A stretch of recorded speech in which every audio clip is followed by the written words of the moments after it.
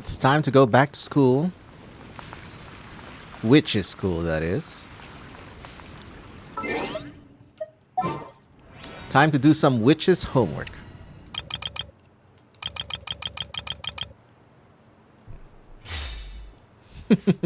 Usually my Chaska exploration team, but we'll put Venti in temporarily. And maybe we need to do some battle?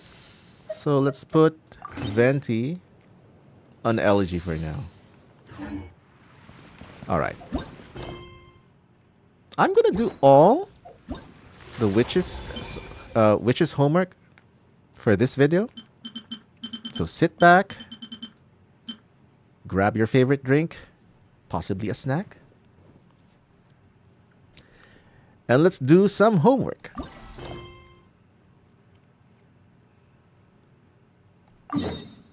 Oh. We're going back to the Knights of Favonius for this one. Nice. Alright. Let's turn on the music.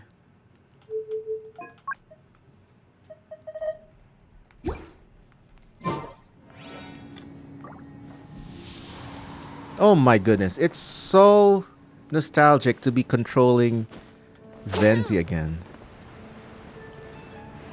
I'll never stop yapping about it, by the way. Venti is my first ever limited 5-star. And the first character I wailed for.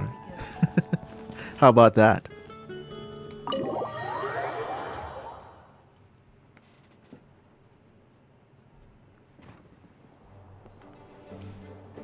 Oh my goodness. Whoa! This is way too many books!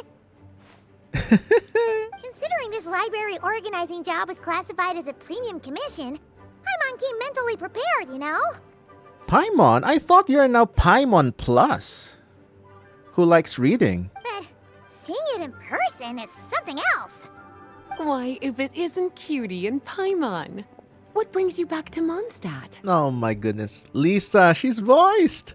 They're back. Let me guess. You missed me so much you just had to come visit. Is that it? Oh my goodness. That's how you're talking to the player. Oh, you missed Mondstadt stuff, huh? You saw right through me. You've become quite the flatterer since we last saw each other, haven't you? Found you! We were starting to think you weren't clocking in today. Well, I wasn't planning to. But then, Catherine mentioned someone had finally accepted an important commission for the library. So I came to check on things. Might you both be here for that very commission by any chance? Pleased to meet you. We're the only ones here, so yeah. Music to my ears. Now, as you can see, a certain anonymous benefactor has donated a large amount of books to us. Imagine my surprise when a glance down the book list revealed that each one would be an entirely new addition to our collection. There are books of all different kinds, including quite a few that are banned. Oh. Troublesome, I know. So this wasn't an odd job I could trust to just anyone. And sorting them myself? My, what a headache that would be. It would take ages. All that to say, I'm very relieved to see you here. I would treat you to some tea, of course, but looking at the state of this place, perhaps another time, yes? Don't worry, just leave the commission to us. I would love to have some tea with Lisa. You're as sweet as ever, Paimon. Well then, good luck in here. I'll leave you to it.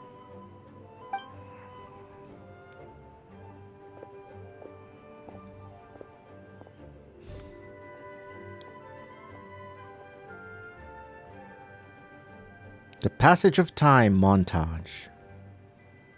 Finally! We made it to the last stack! What even are some of these books? A Hilichurl's Guide to Running for Your Life? Do Hilichurls even read? Oh, and Basics of Whopper Flower Cultivation. Who'd grow one of those, anyway? Sounds like alchemy stuff to me. And what's this one? The Little Witch's Dictionary? Huh. That title's kind of suspicious. And didn't we already sort this area? Did you it earlier? No, and it's not on the list either. Huh. Well, witches always make Paimon think of, you know. Ooh. Alice, Mage N, Mona, Lisa. Ooh, looking for me? Hey, hi Alice. Alice? How did you get in here? You must not have noticed, Paimon. I wasn't the one who barged in at all. When you opened that dictionary, you entered a mage's domain. What? Ugh. Paimon knew that book had issues. Have you ever read the storybook The Little Witch and the Undying Fire by any chance? First I've heard of it. No matter. At least in name, this book was written as a dictionary for the other one. The actual contents of the two aren't related at all, though. Ugh. That explanation makes things even more confusing. I like that the background became black and white. Oh dear. Where should I begin? You know the promise the Hexen Circle made to Varka at the Tripartite Conference, yes? That Mondstadt and the Hexen Circle will cooperate when things are getting hard or something? Namely, that in Mondstadt's greatest time of need, the mages would return and lend their aid to the nation? Yes, that. You explained it better than me, though. Waiting around for danger to descend upon the land isn't exactly our style. Ooh, being proactive, huh? Yes. Rather than a scenario where we jump in and save the day out of nowhere, it makes more sense to lay the groundwork over time. That's how M put it. Besides, who knows when such a crisis could occur? It could be in the next life, or even tomorrow. Preparation is crucial. Oh, I like that lamp. That lighting is gorgeous. So, I gathered the mages together to write this dictionary. Of course, it had to be under the guise of being related to that storybook. Otherwise, I would never have been able to get them in one place. Sounds like a lot of work. So how do we factor in exactly? Well, we looked into Barbie's scryglass and came up with a series of tasks tailor-made for the people of Mondstadt. They're all in this dictionary. Striving toward a common goal, overcoming obstacles alongside trusted companions, becoming better versions of ourselves. That is the best defense against what dangers could lie ahead. Oh, she said people of Mondstadt. I can see a future update where they will just keep adding more homework to people like Noelle, Jean, maybe, hopefully, Amber Lisa Kaya. Please, Amber Buffs. Oh, you make it sound like something bad is actually about to happen. Now, I never said that. But still, we are talking about trusted companions here, Paimon. And when we speak of a person who could be considered a friend to all in Mondstadt, I'm afraid the pool of options consists of but one. I should have seen this coming. Wait, the huge book donation? That was just an excuse to get us here, wasn't it? We had to spend ages sorting through them, you know. Well, Oh dear, I never could have imagined you would need to go to such trouble. Uh-huh. Sure you didn't. Well, this is an important book. I couldn't just bring it into Teyvat without taking any precautions. Much better to hide it in plain sight, you see. That's why I donated all those other books to the library. Besides, it's not like this is a bad thing. Just think of it as an excuse to reunite with old friends. And as a favor to your dear Aunt Alice. Okay. If the goal is to help the people of Mondstadt, then we're in. We'll take the dictionary. And the next time we run into our friends, we'll pass your tasks and stuff along, okay? Wonderful. Then I'll let you get to it. Have fun!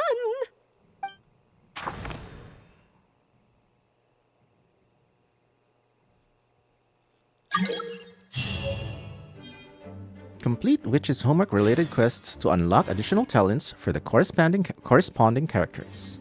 Certain character skills and constellation effects will also change. Fischl? Nice.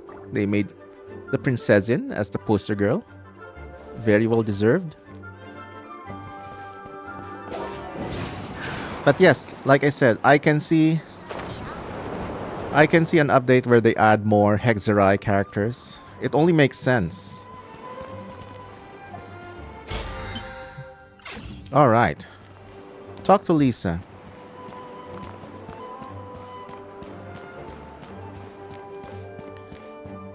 I feel like I'm in 2020 again, doing Mondstadt quests. Hi again, Lisa. Oh, you finished sorting already? That went much faster than I expected. Now then, what would you like in return, cutie? You freed up my whole afternoon helping me with that. How about we spend it together? I'd like to be paid. Oh, that's all? Well, don't worry. I won't forget. Ah, so you noticed too. Such strange names, and even stranger contents. Not to mention, this is the largest library in northern Teyvat, and I didn't recognize a single title on the list. I just don't see how that's possible. Interesting. Mondstadt has the largest library, huh? At least in northern Teyvat. Unless... Actually, we just ran into... Trouble, I presume? I think I'll steer clear if it's all the same to you. See? Consistent. Lisa knows we're talking about Alice, and she still likes to avoid anything to do with Hexerai or the Hexen Circle. Besides, if a book exists in this world, then there's a place for them in this library. Better for them to remain here than end up in the hands of someone more suspect. Anyway, here's your payment. Thanks again for all the help. How about payment in the form of a hangout with Lisa? A drunkard's tale. All right.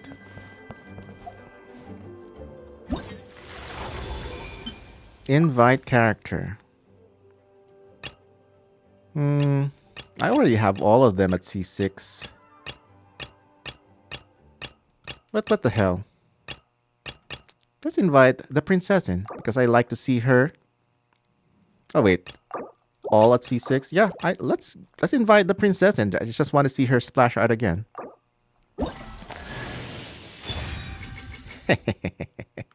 Also, hello Oz. Perfect. Nice.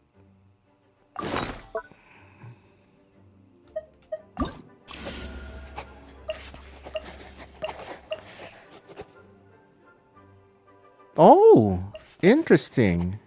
I have to level up the character actually. And I can't do the hangouts without owning the character. So I'll never be able to do Klee's hangout for this video. And Albedo's too. Oh well. Alright, let's do Venti. And yeah, let's do Venti's hangout quest. Tales of Time and Wind. The Witch's Dictionary doesn't mention any specific task related to Venti, but you still follow its guidance and search for him around Mondstadt. But Venti's already here, hanging out with me.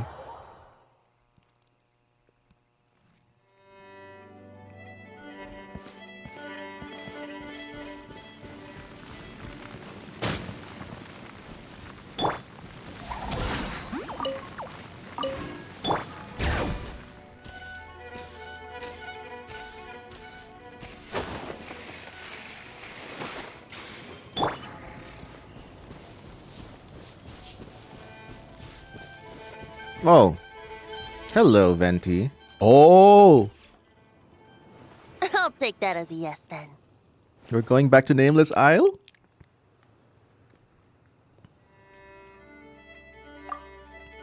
Ah, finally, you're here! Do you have a message for me from someone by any chance?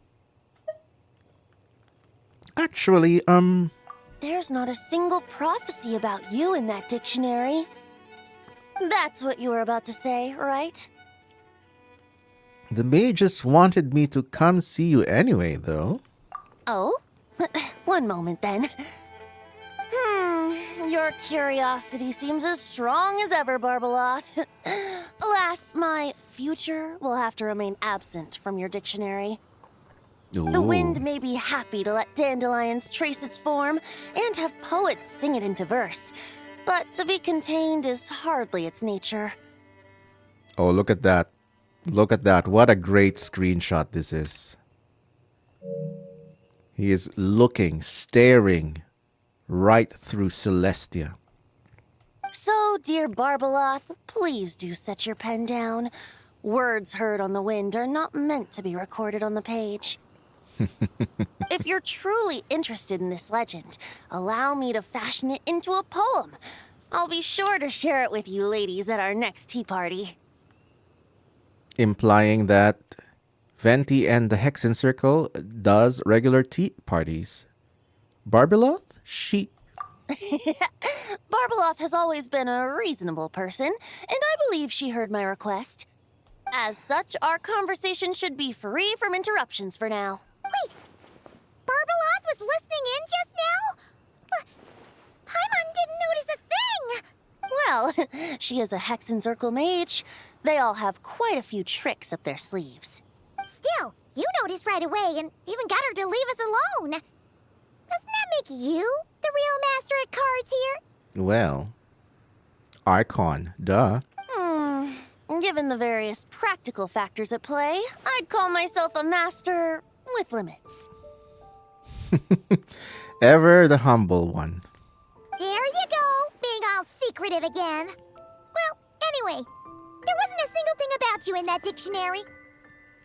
Yeah, she just told me to come here and wait. You being here is enough. Barbeloth's prophecy concerning me may be incomplete, but it's not incorrect. There's something I need to do, and I could indeed use your help. Indeed. That's what we're here for. What is it? You can count on me. Trusty as always. In that case, could you play a song with me later? I mean, sure, but is that all you need me to do? Yep, that's all. But don't worry, this isn't a performance to decide the fate of some consequential event. It's just a duet between friends. The last time I played this song, the howling gale was my sole audience, and the notes scattered in all directions, leaving only fragments of the melody behind. But now, with a friend like you by my side, why should the wind alone bear witness to this music? Besides, I think my hands will be just that much steadier, playing alongside a trusty friend like you. I'll play the best I can. That's all I ask. Now, let's head to the performance venue. If we follow the breeze, we'll be there in no time. All right, let's get going. Just relax and let the wind lead the way. Aw, this is so nostalgic. Just like chasing Divalin. Woohoo! No music? Oh well. No need to hold your breath. In and out. Easy does it. I let the birds know we would be coming, so we won't run into them. You can do that too? Wow. Easy way to Nameless Isle, I guess.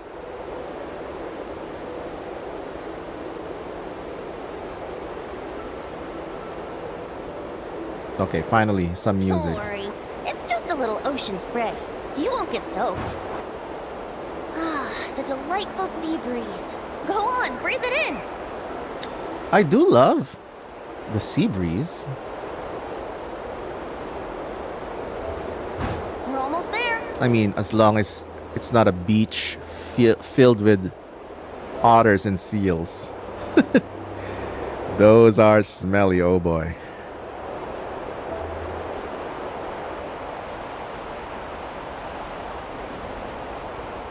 Hello again, old friend, Nameless Isle. Huh. This island looks kind of familiar. Yeah, I manually glided here and prepared some stamina food.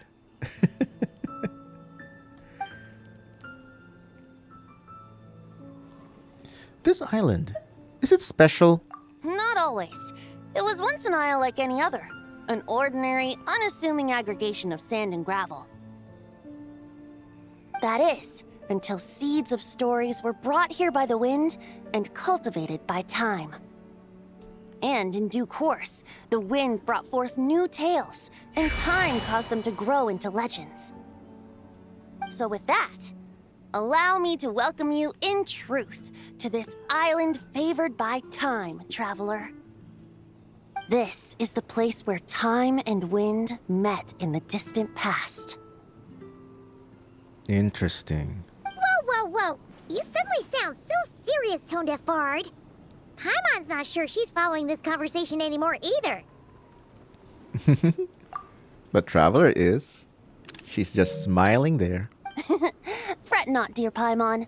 The best stories always start with a bit of suspense and intrigue. I told you about this before, remember? About how I encountered Time at the Thousand Winds Temple and received some help? Well, it was because of Time's help that those first winds of freedom were able to blow so strongly. But forceful gales like that are most suited to wiping things clean, not helping things grow. So, after a few crises in Mondstadt were resolved, I made the winds gentler. Just strong enough to bolster the people in times of need without knocking them off their feet. So, we're here now. To do what exactly? Shadows gather in the distance. I'm sure you felt it too. I've heard about the Pyro Archon's face-off with the ruler of death, Renova, and what happened to the Fatui Harbinger, the captain. Oh my goodness, thank goodness. Wow. Callbacks. Love it. Love it. I know it's just a couple of lines, but it's always meaningful. And that's not even mentioning how abyssal activity has been encroaching closer and closer to Mondstadt. I fear the impending crisis may be beyond what humans alone can solve. In light of that, I need to be prepared. It is the Animo Archon's duty to intervene in times of need. As such, I, Barbados, will bring forth a wind strong enough to disperse whatever storm lies ahead. Damn, Venti. I got goosebumps with that. But if I whip up a gale of such strength in Mondstadt City, it would just turn the place upside down. Clothes, hats, the flowers that rest on people's balconies. That's why I chose to do it here. The place where I once offered an ode to time. Who knows? Perhaps time shows this island special favor precisely on account of my lovely, lovely music. Wait, so is this place really that special? It sure doesn't look like it. There's a tide that ebbs and flows, and a bunch of birds that come and go. It just seems normal. Or hidden from view. Time's impact on things isn't limited to what the eye can see. Think of it like a ripe sunsetia. Times what? Times what? Impact? Like Genshin? If the outer peel remains intact, it's nearly impossible for the average person to tell whether the fruit inside is ripe. But even the tiniest hole in said peel will cause the fruit to rot, starting from that spot. Nestled in the hands of time, not one blemish marks this island's peel. Thus, time's influence on its very essence remains hidden to all. At the most fundamental level, of course. All things that lack time's favor will be erased at some point. But with the power that remains here, I can leverage time to draw a boundary around the wind. That way, the outside world won't notice a thing, no matter how powerful of a gale I whip up here. Yeah, this quest definitely feels like another Venti story quest, essentially. Of course, as the one requesting help, I should offer something in return. That's why I invited you here, Traveler. So we could perform an ode to time together. Just let me know when you're ready. Oh, and I can lend you an instrument if you need one. Don't worry, I got plenty. Great. Let's get started.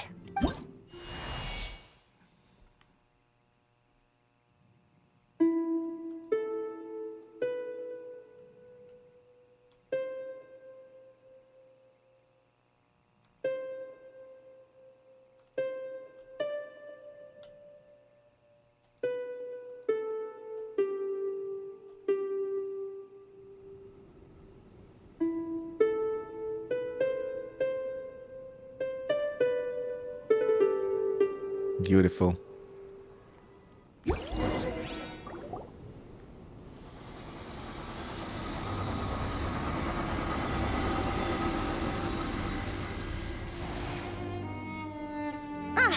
Looks like our music has moved some in our audience to step on stage. What a mischievous look. Venti. Side eye. And who could it be? But that's against concert rules, so let's usher them out. Oh. Abyss. I understand your love for music, of course. But for now, I'm going to have you leave the premises.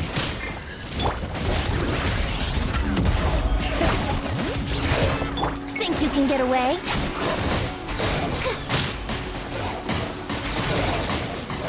Yahoo! There we go. There's our upgraded Venti. Soon on main account as well. All right, that should do it. That was an exquisite performance, Traveler. Thank you. That power you unleashed just now. Don't worry. That power was mine and mine alone. No external help was involved. Think of it like tuning a musical instrument so that it might play melodies lovelier still. Ha! So you do have some tricks up your sleeve. What else are you hiding, huh? Oh, Paimon. How many tricks could I possibly have? I only have 2 sleeves, after all.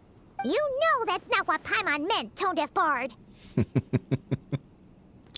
I really love how we became so close as friends to who are essentially gods in Tivat. First name basis, even nickname basis. I just love it. I have a feeling the wind is gonna be pretty strong today. We should head back to Mondstadt and tell people to hold on to their hats. Okay, Chaska.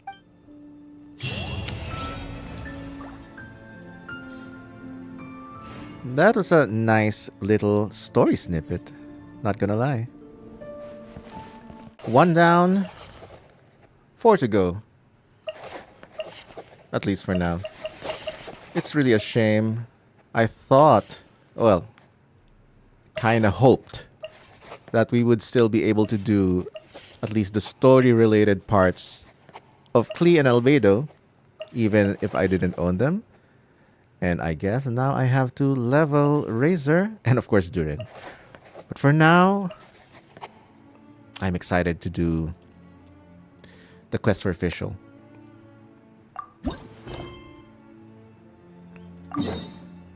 Alan Smithy. I never actually got to meet Fischl organically in the game because the Apple Archipelago and the Simulanka quests, yeah, I wasn't active playing the game, so I missed those.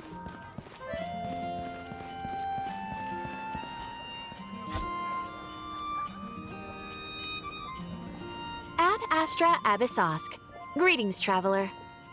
Greetings. Hey there, Catherine. Oh, and Oz and Fischl are here too. Jump scare. Fischl jump scare. Hi. Hi.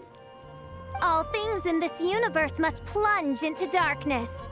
'Tis only natural that those who seek light should cross paths in the realm of dawn. And thank goodness she's voiced. I am excited to finally go back to a time where every character, especially in new events, are voiced and you don't need to kind of think you don't need to be thankful anymore that they're voiced because it's become normal. I think slowly getting there. Especially with paralogism mostly voiced except for Albedo. Mein Fräulein means to say she's happy to see you both. And I feel the same. It's been quite a while, Traveler and Paimon. You're here just in time. Yai Publishing House has a commission for you, Traveler. An editor is here to discuss the details in person. Yai Publishing House? Oh my goodness. I hope we see Yai. Much of the information was kept from the Guild for business reasons. All we know is that it has something to do with the author of the Legend of the Shattered Halberd. What? Surely you don't mean... Amy. Hi. Wait, is this author really that important? What if we weren't here? Or if we decided not to take the commission? The editor would just be wasting their time. In that case, it'd be a free trip to Mondstadt where one needs only pass some information along. In any case, if the commission is of interest to you, the editor is waiting at the Good Hunter. Just look for the man dressed in Inazuman clothing. Hold on! Halt thy steps, good traveler. Fate cast you upon the tides of the world, but not for you to stand alone in the face of its desolation. I mean, I do like when Fischl goes out of character. It's endearing. Nay, you step forth onto the path of the Immanakreich. What mein Fräulein means to say is, she would like to go with you. Yes, please. Wow, you seem really jazzed about this commission, Fischl. Do you have some kind of insider information? You're welcome to come along either way. Well, let's head to the Good Hunter to meet with this editor then.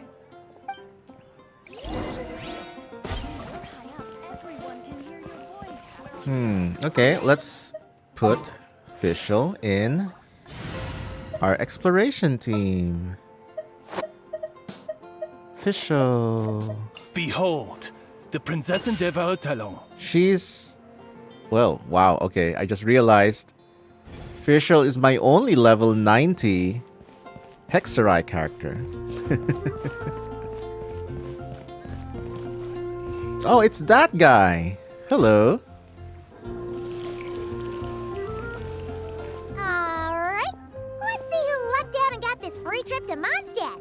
Wait, you're Shing. Oh, Genu's editor, Onodera. Traveler, thank you for all you've done for us in the past. I come here today with a commission from Lady Yai, with which I'd like your help, should you be willing. Yes, Oh. please. And might I ask who this person dressed like Princess Fischl is?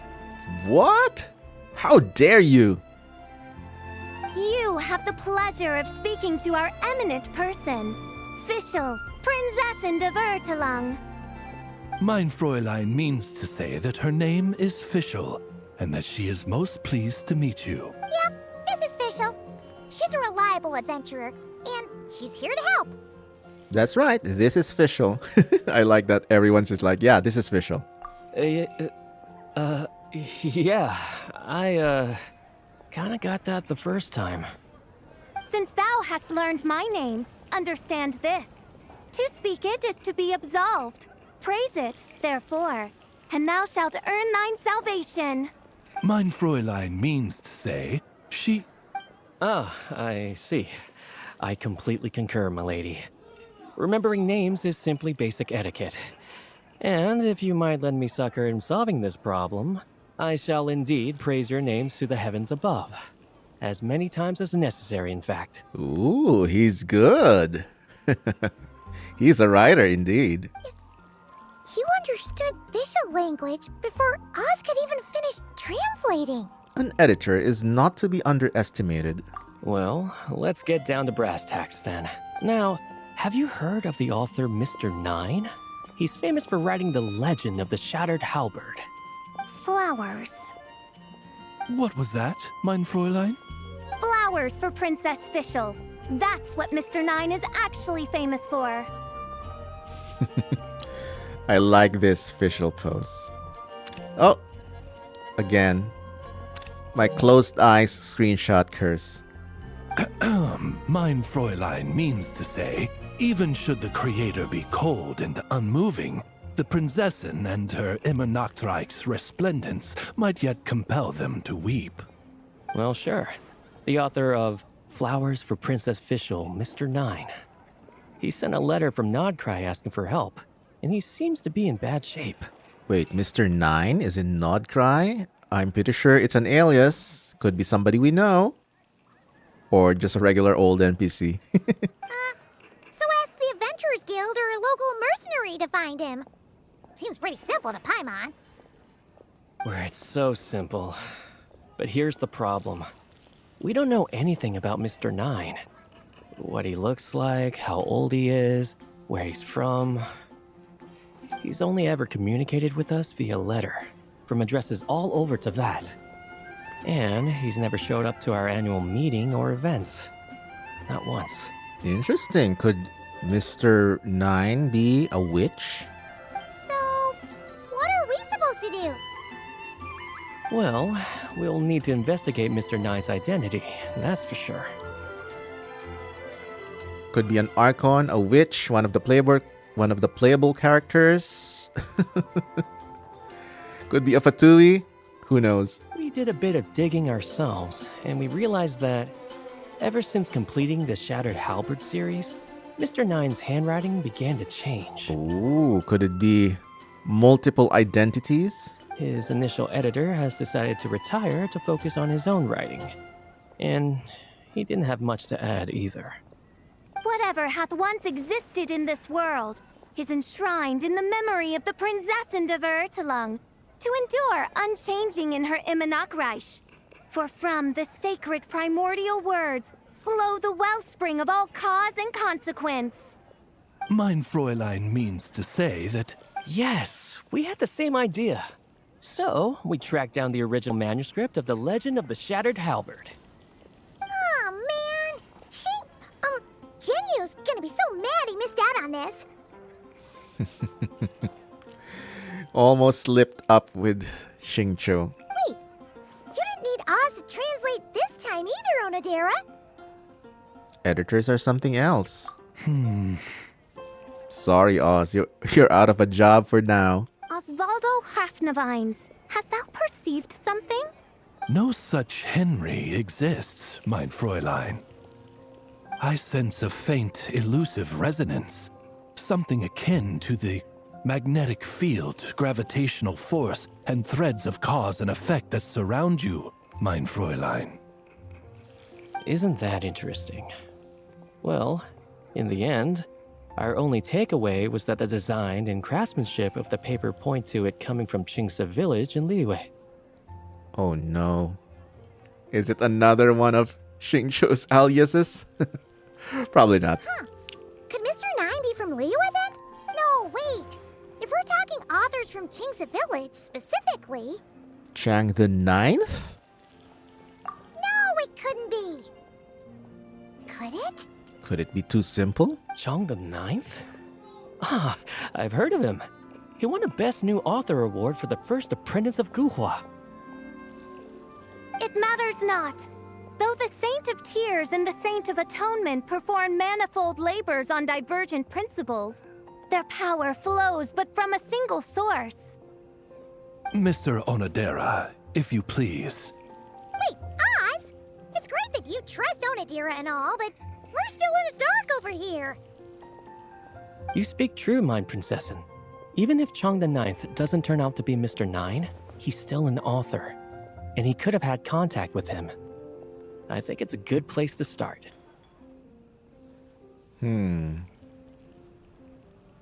What did I tell you, editors? Am I right? Yeah. Well, either way, I appreciate the help. I'm counting on you.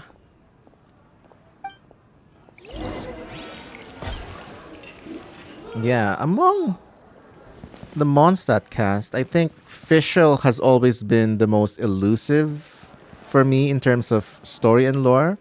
Because a lot of her story and lore are, you know, limited events, which I missed. The steak. So I'll take any Fischl crumbs, story crumbs that I can. Is there anything else we should know about Mr. Nine? Well, according to some readers' Q&As and his author's notes, he has a receding hairline, a slight pot belly, he doesn't like sweet things, and his heart is on the right side. Pot belly, huh? Or was it the left? No, it was the right. He has 5 fingers on his left hand, severe insomnia, a pupil in each eye. So, a whole bunch of nothing. All right. I like this. We're being Miss International. I created another universe and founded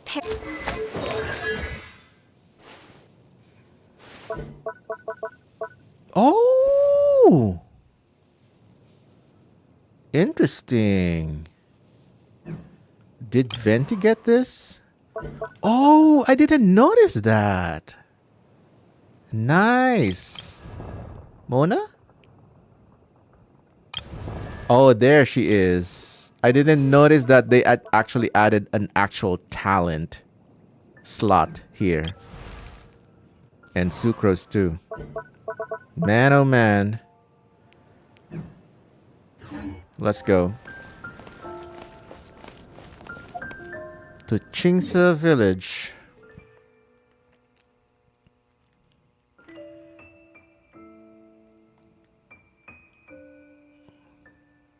There it is. I forgot.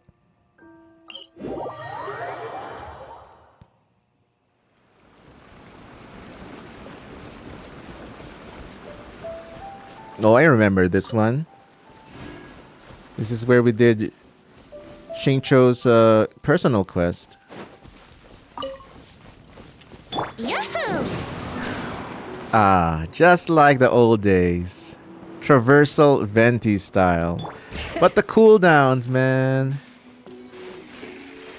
Nowadays, it's just like, this is the Venti traversal of modern days.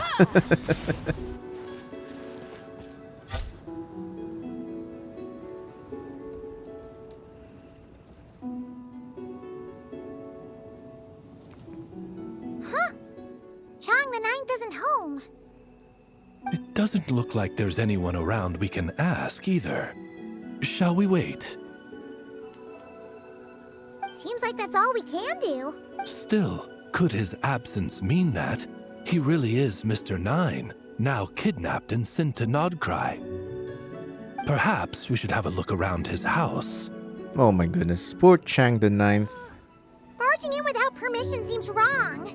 But if he really is Mr. Nine, then... Okay, let's do it. Yeah, last time we did the quest with Xingqiu, he was being extorted by bullies. Nope, nothing useful.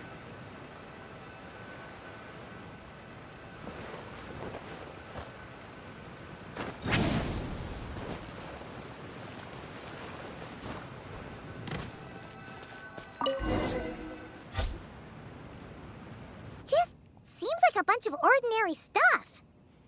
Nay, I, the Prinzessin, have beheld the mystery of the universe enshrined in these specks of dust. What hath been revealed is the very fount of wisdom. Ever does it flow toward the shores of truth.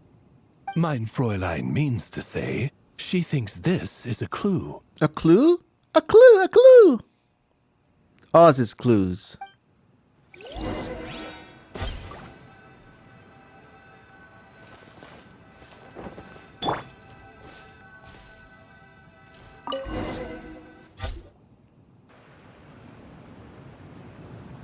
Wait! It looks like the soil's been overturned.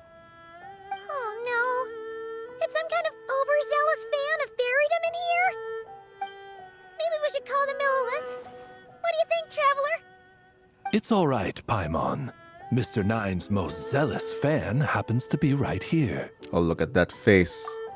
Fischl's so confident, proud face. And since mein Fräulein would never do anyone harm, I'm certain the same is true of his other less avid supporters. All right, let's see what's buried here in any case. You dig up the ground. Inside you find a large bag of mora and a check from the Northland Bank. Suddenly, a voice comes out of nowhere, and without thinking, you stuff the items into your pocket. What is the meaning of this? I'm calling the Millilith. Chung the Ninth! You're not dead! Or kidnapped! What are you even talking about? Oh, wait a second. You're the ones who came here with that young lad from the Guhua clan. Yes. Yes, I remember. 5 years ago. Good memory, man.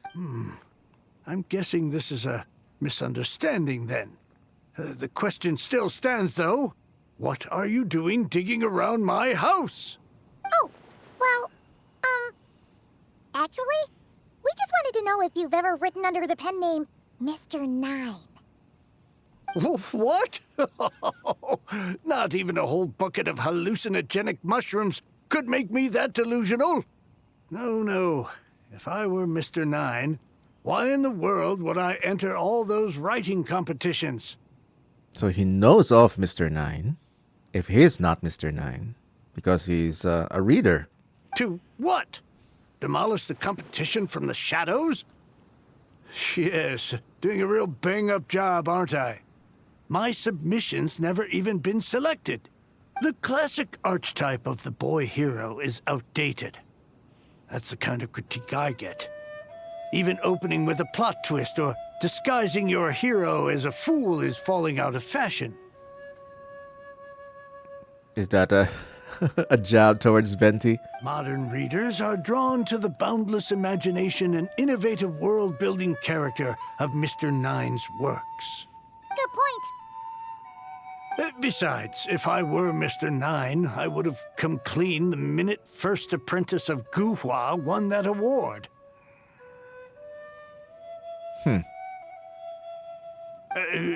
What? That old beggarly Chong the Ninth is Mr. Nine? No, there must be some mistake. What a sight that would have been. Yeah, and when we were here with Shinjo that one time, you talked up the legend of the Shattered Halberd a lot.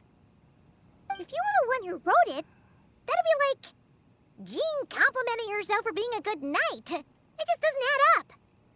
I mean, Jean does need to give herself a break.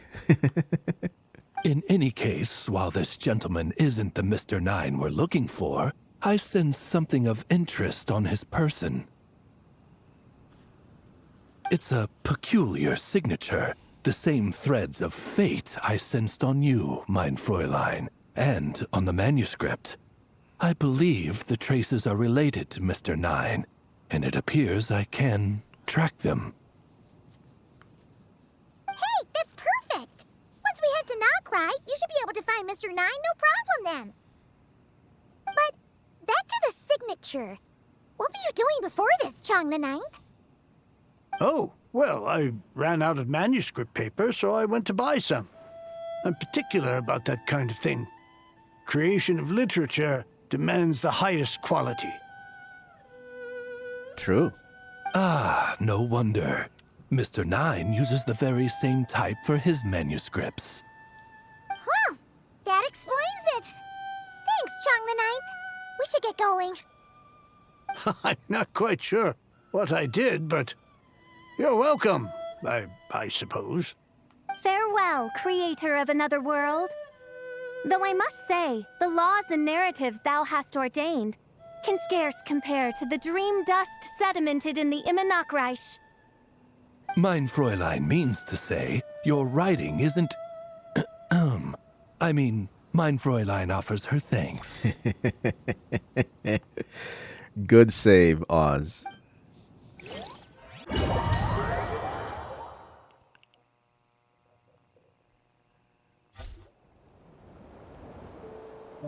It should be up ahead. Oh my goodness, time skip. We traveled to Nordcry. How long it took us? Maybe 2-3 days? Well, I'm glad they skipped it. Wait, did something attack that Sealy? Something doesn't seem right here. And it bears the same signature I sensed before. Then it would seem fate has dictated our path for us.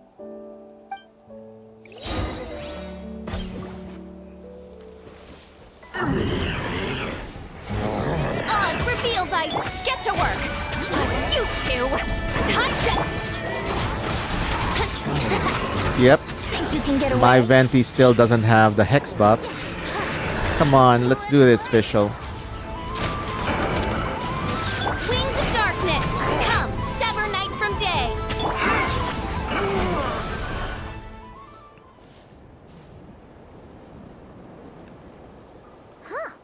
Looks like the Sealy is showing us the way. A regular Sealy in Nordcry? And not the Kuhenki variant? That is a standout.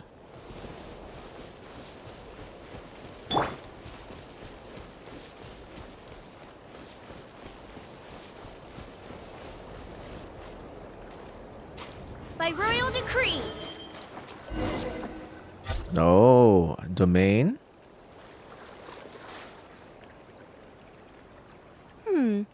What are you doing here? Oh my goodness. Mage N? Nicole? Wait, that voice. It's Nicole! Hi, Nicole. Also, that should be our line. We were looking for Mr. Nine and our search led us here, but now it seems we've found you instead. Okay, I think I'm gonna save that.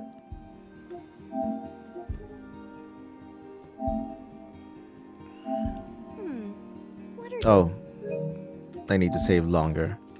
I want that Lumine facial. Yeah, this is gonna be. By royal decree!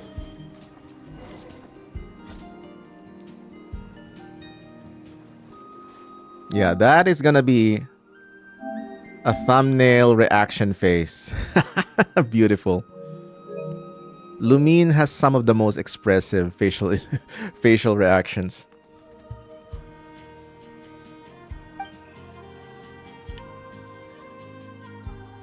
Ah, I see. Well, Mr. Nine is right here. Nicole is Mr. Nine. Or the Sealy. Hello. What? What bizarre demarung is this? Never in 1,000 sunsets have I heard of such a thing. In truth, I too aspire to be an author. But I'm also partial to direct communication. Talking is rather inconvenient by comparison. And as I'm sure you can understand, writing things down is even more tedious. I thought perhaps if I found someone with whom I could share my ideas, it might give me the same release as writing. But then those stories would never see the light of day, which would be a shame. So Mr. Nine is two entities, Nicole and this Sealy? So, I tracked down an old Sealy friend of mine and told her all the stories I was imagining. Then, I sent her to find people with similar aspirations to write them in my stead.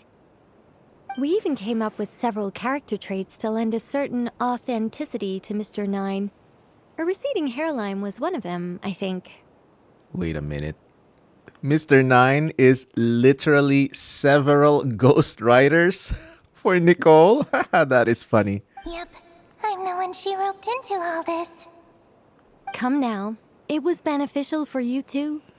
By inhabiting those authors and mobilizing their language faculties, you were able to hone and eventually recover your capacity for speech. Ooh.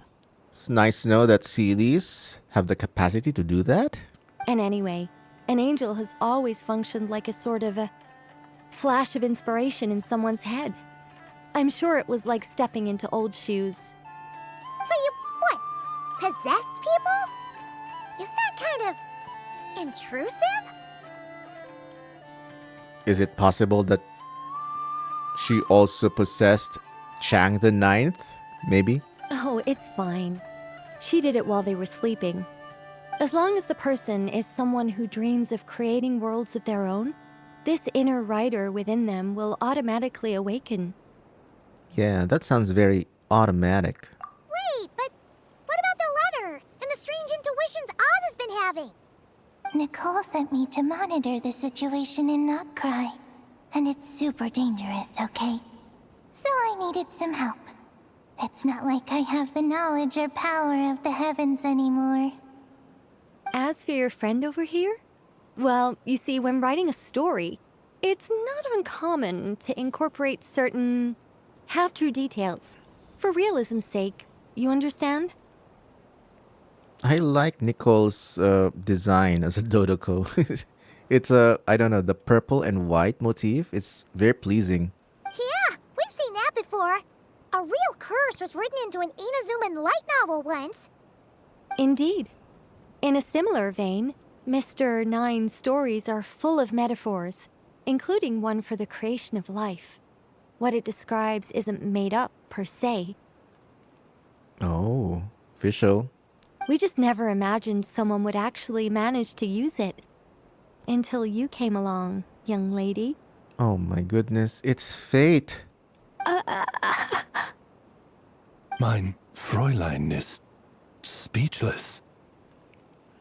So if I may ask in her stead, did she manage to use one of these half-truths in Mr. Nine's novels to create me? My goodness, this is actually Oz and Fischl's backstory? What? It was more like 70% made up, 30% true. No, it was 90% made up, 10% true. I thought it was too dangerous, so I changed it. See, I knew you'd never read my books. You don't seem too surprised, Oz. Well, I suppose I've vaguely sensed this since the beginning. Regardless, it is an honor to serve mein Fräulein. Well, once our affairs in Nodcry are resolved, Mr. Nine will be able to return home. Yes, just tell them that when you return. I don't want to be your eyes here. It's too dangerous. Oh, but, while you're at it, could you pass a message along to that guy in Chengsa village? I've been splitting the royalties with him 90-10. His share's been buried in his yard all these years. See, so Chang the Ninth is one of the quote-unquote Mr. Nine writers after all. He just doesn't know it. Wait, what do you use the Mora for? I bury it and then lead people to the treasure. Guiding people is in our nature. It's what I love to do. Casual, silly lore drop right there. Okay, so I was wrong. The Apple Archipelago is actually Fischl's real backstory. Yeah, you know, that castle. And this is Oz's backstory, I think. More lore with Fischl and Oz is always welcome. What? Feel free to come search for my personal stash someday. I've buried it at the furthest end of the Immer Nachtreich. Another amazing reaction face from Lumine. Where is it? I want to see it. There we go. Wow. That's another winner thumbnail face. I will. I absolutely will. Mein Fräulein? That's Amy speaking. And, I just want to say that I really like your books, Mr. Nine. Well, hello, Amy. What mein Fräulein means is, though the cosmos stretch forth in unending darkness, yet shall come an hour when all things shine. Ah, Oz is doing a reverse Fischl. I'm glad to hear it. All in all, it seems you've already found my greatest treasure. All right, that settles that. Now, I need to have a quick argument with Mr. Nine about who really deserves to be considered first author. Absolutely not. All three of them in unison.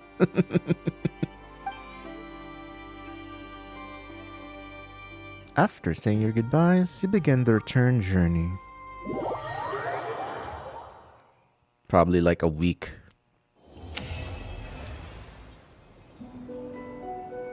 Oh, that is such a cute story. Oh, there's an epilogue. Oh, that's right. Just channel Mr. Nine. How would he write this particular essay? Hey, Chang the Ninth! We have something for you! Oh? What is... What?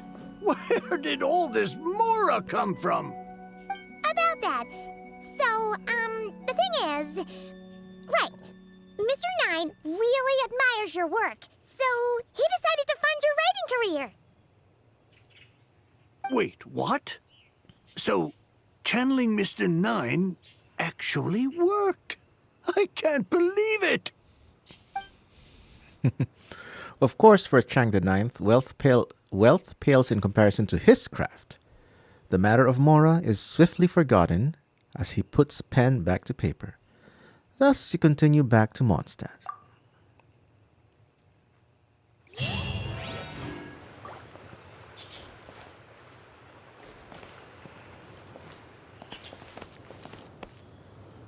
All right.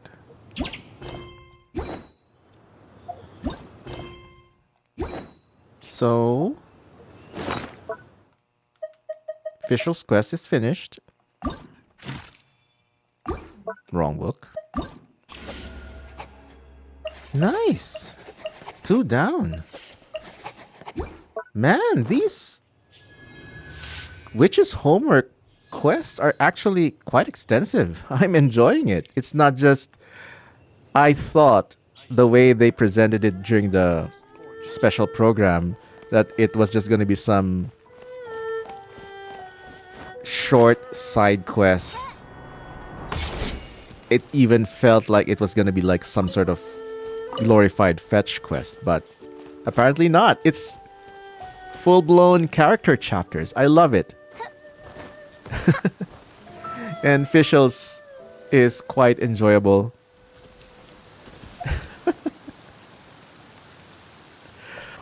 It's Mona time. Witch's homework for Mona.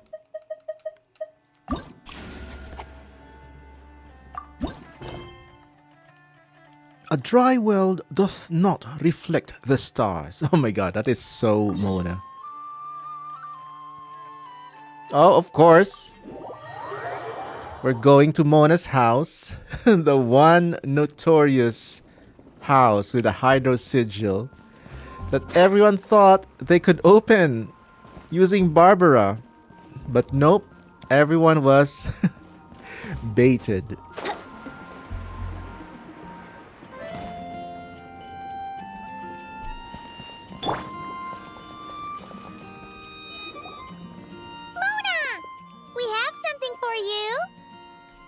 What is it? Traveler Paimon! You're full of energy today. Oh my goodness. You have something for me, you said? Is it some quick and easy way to make Mora by any chance? My goodness, Mona. 5 years in and you're still struggling to make money. Well, actually, it's some kind of task from your master. Barbie. Yeah, that's a hard no. But I guess I don't have a choice, huh? An enterprising spirit is important and all that. I just know it's going to be torture, though. I know that old hag all too well. Why don't you just take a look first? Huh. This book doesn't seem so special to me. Oh, whoa! Letters just fell out of it. Oh! Maybe she's trying to reconcile with you? No idea. Either way, it looks like I'm supposed to open these 3 letters in order. Well, let's start with the first one. If this is her task, it should be okay for us all to read. Come on, let's see what this is about. Oh, how long it's been, my student. I'm afraid to report that getting up and about is becoming harder and harder these days. Oh, the sympathy card. She could have tried to make it sound a bit more genuine at least. So suspicious. Remember when I would chase you and you would run for dear life, trying to use that hydro phantom of yours to distract me? Oh, seems like it was just yesterday. Now you're off on your own, and I laze the days away in my rocking chair. I really should get some exercise again. Well, then get it some other way, you old hag. On second thought, this seems kind of private. Now, I'm sure you're curious as to the purpose of this letter. And to that, I say this. If you want to learn how to predict the fate of an entire kingdom, or even the entire world, head to Sumeru and search for the gate to an underground kingdom. Once there, open the second letter. Oh, that infamous gate. Huh. But she knows how to lure people in, that's for sure. Is she serious about passing on her secret technique? Guess she really is getting old. You two have such a weird dynamic. When you talk about sentimental stuff, you fight. But when it comes to dry academic stuff, you get all emotional. Anyway, this gate to an underground kingdom sounds familiar. Wait, you've heard of it? We've been there. Yeah, it should be the same one we're thinking of.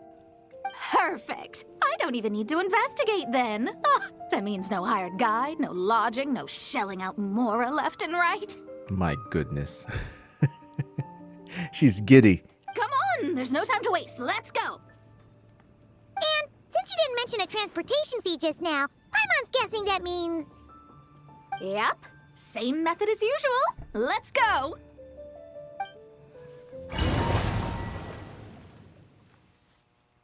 What is this?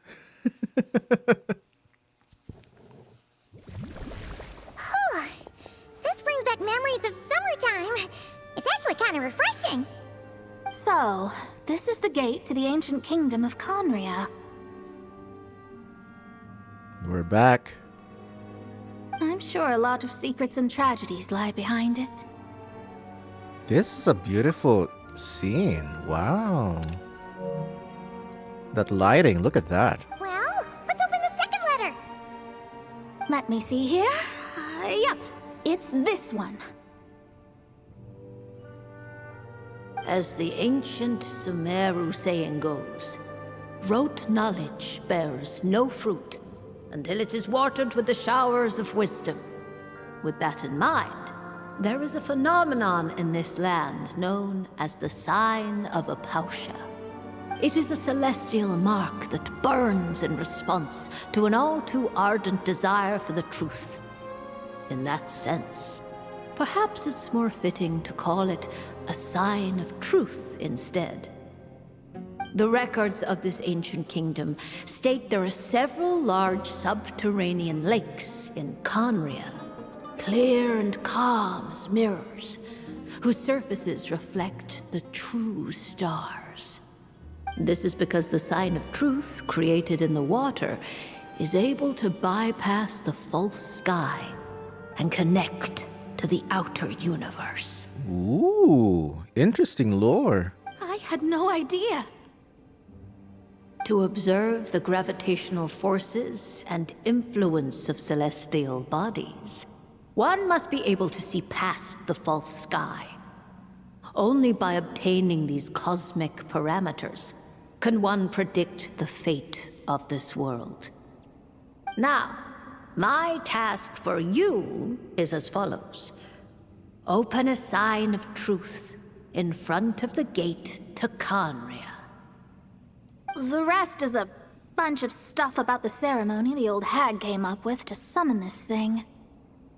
Yeah, all these planetary trajectories and runes. Paimon's not even gonna try to make sense of it. So, what do you say, Mona? Are you gonna attempt it? Well, I hate to admit it, but it looks like the parameters she came up with could work. Frankly, this prospect is quite exciting, and heading back now will just cost me another night of lodging, so no better time than the present. My goodness. Emissaries of the enduring stars, wanderers over ecliptic and equatorial plains, radiant celestial brethren. Ooh, I like this pose. Traverse the twisted paths of the cavernous void. I, Mona Magistus the astrologist, invoke the power of Hydro to balance the scales. By wisdom and truth, let the thirst be relieved. I, Mona Magistus the astrologist, summon you, O stars, to stand before me. She did her burst. Did it work? Of course, it's combat. No dice. The sign of truth only opened long enough for the monsters to slip through. Darn it. I didn't get a glimpse of the real stars at all. Whatever. I'll just take it out on you. The ceremony failed, but the old hag's new theory seems workable. I have a better grasp of hydromancy now. And the perfect test subjects to test it on. Another test subject. Get to work! Lovely Sumer combat theme. Get him! Bring it! Think you can get away?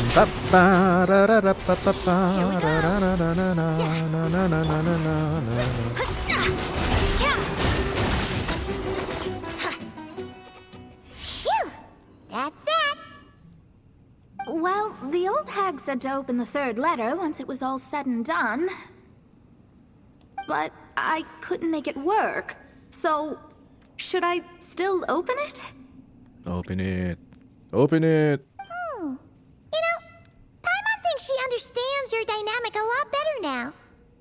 Look, she didn't say you had to successfully complete the ceremony, so you can open it. It'll be fine. I guess. All the same, I doubt she has anything nice to say. If you're reading this, it means you attempted to open the sign of truth. She knew she would fail. Seriously, I can't believe you actually tried it. What are you laughing at, you old hag? Was it a prank all along? Conria was home to several lakes of stars, rendering the fabric of space in that area comparatively unstable. As a result, attempts to break through the firmament through non-physical means were more likely to succeed. In any case, I knew this place was well hidden and wouldn't be frequented by too many people. As such, any negative effects of failing to open the sign of truth would remain small scale. And of course, as my student, I felt sure you would have the chops to deal with the abyssal creatures that roam beyond the false sky. Even if you couldn't beat them, I am certain you could outrun them. You always were fast on your feet. Look at how mad she is. This is cute. Connecting hydromancy to the kind of wisdom that quenches thirst. Truly, my genius knows no bounds. What a show off. The practical application of the scry glass has also reduced disturbances caused by the false sky. I'd like to see Alice try and top that. A walkout. That's what happened. Mona cuts it off there. Apparently, the old hag proceeds to brag for a further few thousand words. After sorting through the observation results, you all return to Mondstadt.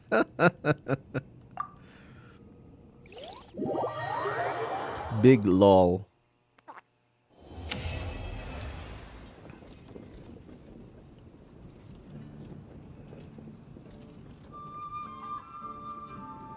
Oh, nice.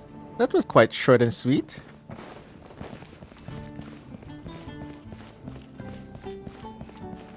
So yeah, we have the time for one more story quest. Is Mona's already unlocked? Yes. So that means we only have Sucrose now.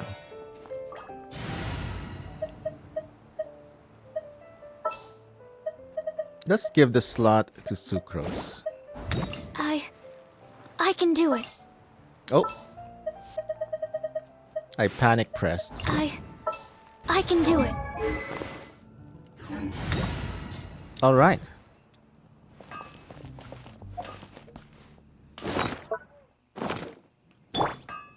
I'm also curious to hear the new voice actor for Sucrose.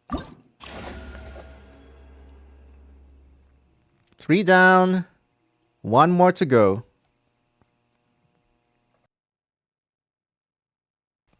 At least for this session. The Law of Boundaries. Sucrose is working on a new alchemical potion, but no matter how she tweaks the formula, it never comes out right. Ah, a typical Sucrose activity. Let's go. And where is she? At Timaeus, of course.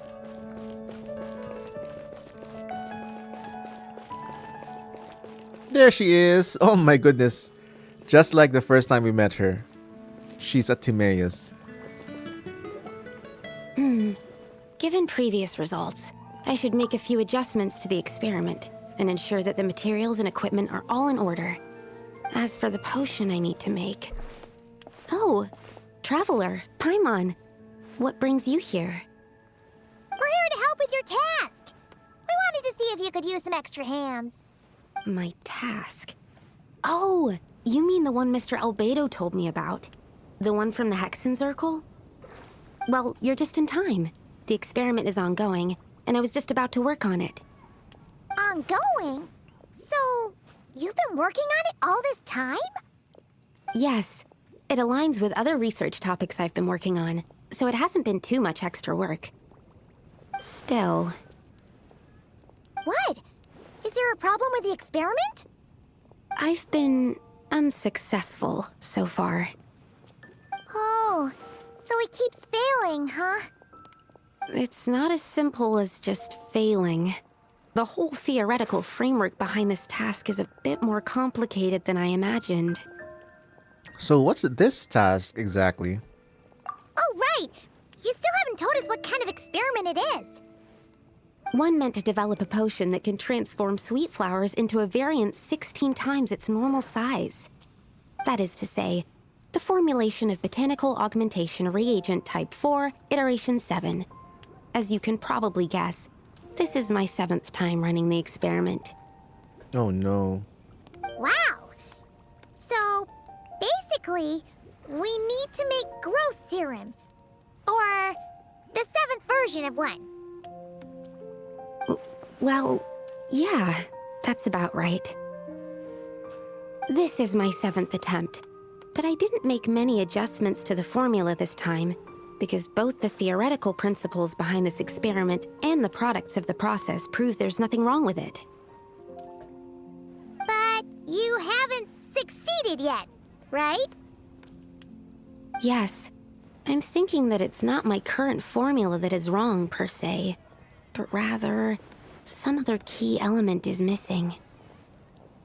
Oh! Then Paimon knows just what to do. Let us help. Perhaps you could try adding a little essence of Paimon. What? Well, that's why we're helping out. Wait a second! Paimon is not an ingredient! We could try. It's just... I would need to adjust the ratios in the original formula, and that might make the potion even more unstable. No! We are not trying that! Just show us the original! Here it is. That said, I'm still missing 2 ingredients. Now that we can help with. What do we need to get?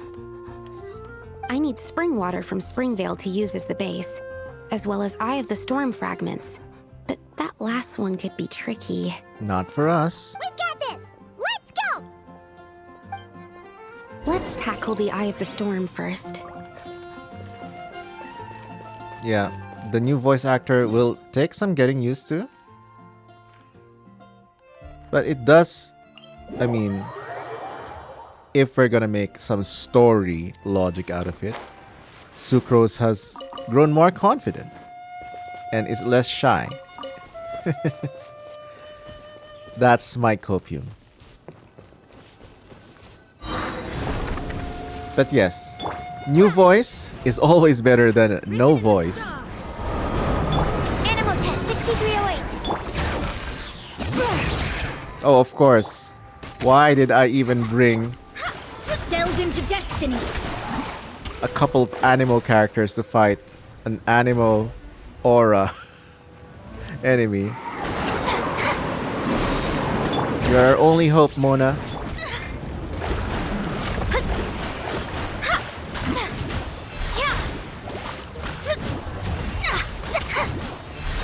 Get down there.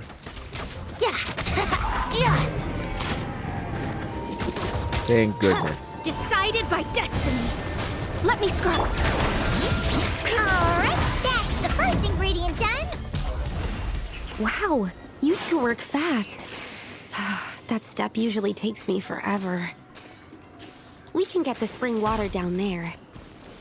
Springvale time.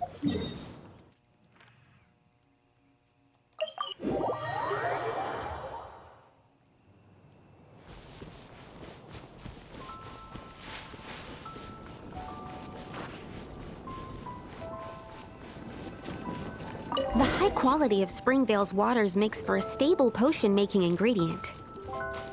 That's all we needed, right? Yes, let's head back. Yeah, I think that's it. She sounds more mature now, which is great for a character we've already known for 5 years. I will accept that headcanon explanation. All right, the ingredients are ready and the cauldron is just over there, so we should be good to go. But, Is something wrong? No. It's just... Do you mind if I watch from the side? Just for the purposes of accurate recording, I mean. I know lots of people don't like being scrutinized during experiments, so... No problem at all. Thanks. Then, I'm ready to go whenever you are. I'll make sure to take detailed notes, too. So, are you ready to start the experiment? Yep, let's go. Oh, wow. Sucrose has her own minigame. Is this like potion crafting minigame? Oh.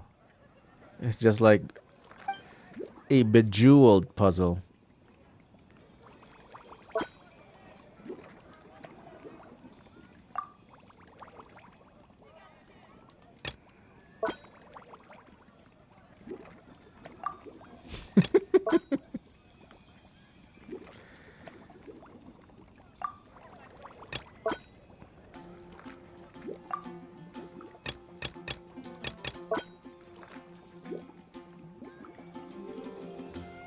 Oh, so we just have to make it all fit, I guess.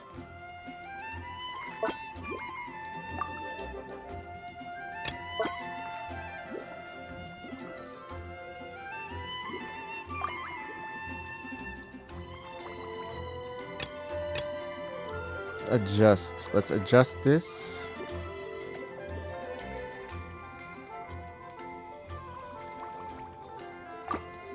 There we go, much better. There we go. And this one? Oh, this reminds me so much of that minigame from that Fontaine theme park event with Navi as the boss.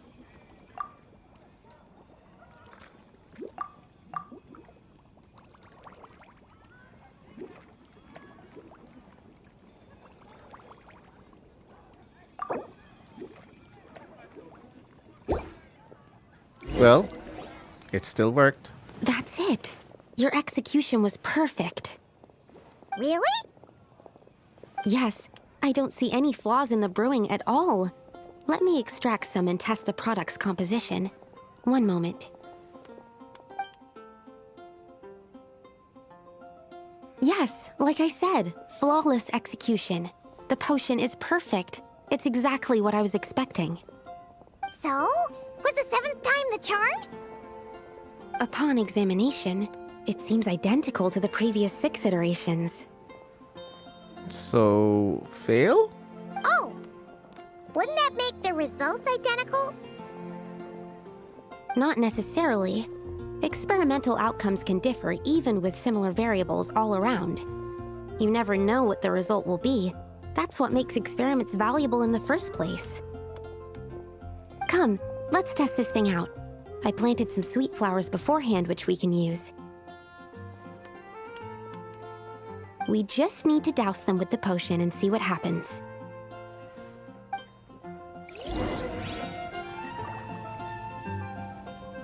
Dragon spine, huh?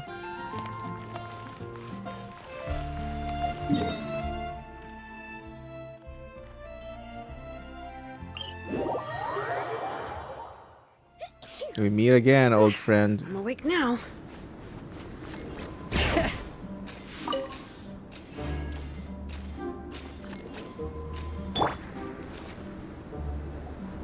Alright, we poured the growth serum on the flowers. Is that all we need to do? Yep. The flowers need to fully absorb the potion, so it might take some time before we see a reaction. What happens then? Is it gonna grow into a Regis vine again? The flowers will grow in size while maintaining their original appearance. But then, when they reach 12 to 14 times their normal size, this will prove more than they can bear. As if some upper limit has been reached, they will wither and rot, assuming unnatural forms until nothing is left of them but liquid. Wait, what? So there's a problem with the growth serum then? No, I've adjusted the formula time and again, resolving all kinds of issues that arise when inducing small plants to grow larger. Issues like ensuring that the leaves don't get too large, strengthening root diameter and load-bearing capacity, calculating how the increase in surface area might affect sunlight exposure and nutrition. So, why isn't it working then? Because the flowers cannot transcend. As above, so below, is one of alchemy's guiding principles. Alchemy seeks mastery over matter, but this world has its limits. It's like a specification etched into the law that governs all things. Part of the purpose of doing multiple experiments is to determine if this specification is stable. So, failure is also a viable result? Exactly. It proves that the limit continues to exist. Okay, this is all a bit over Paimon's head, but basically, you needed the experiment to fail to prove that the limits and borders in this world are stable? Oh, what a weird experiment. Huh? Looks like one of the flowers is reacting. Uh-oh. Wait a second. That's not a sweet flower at all! Whopper flower. Careful! It's a whopper flower. It must have absorbed some of the potion. Wait, but that's happened before, and it's never gotten this big either. Can this mean... We can talk about this later! Let's get rid of it first! Wow. They actually made a new boss for this, huh? Module 75! Or maybe this is some recycled boss from an old event that I missed. Time for takeoff. Whichever the case, I like it. It's cute. Yeah. Wouldn't gliding be faster? Yeah. Bring it. Shadows of fate. Stand clear. Think you can get away? Yep.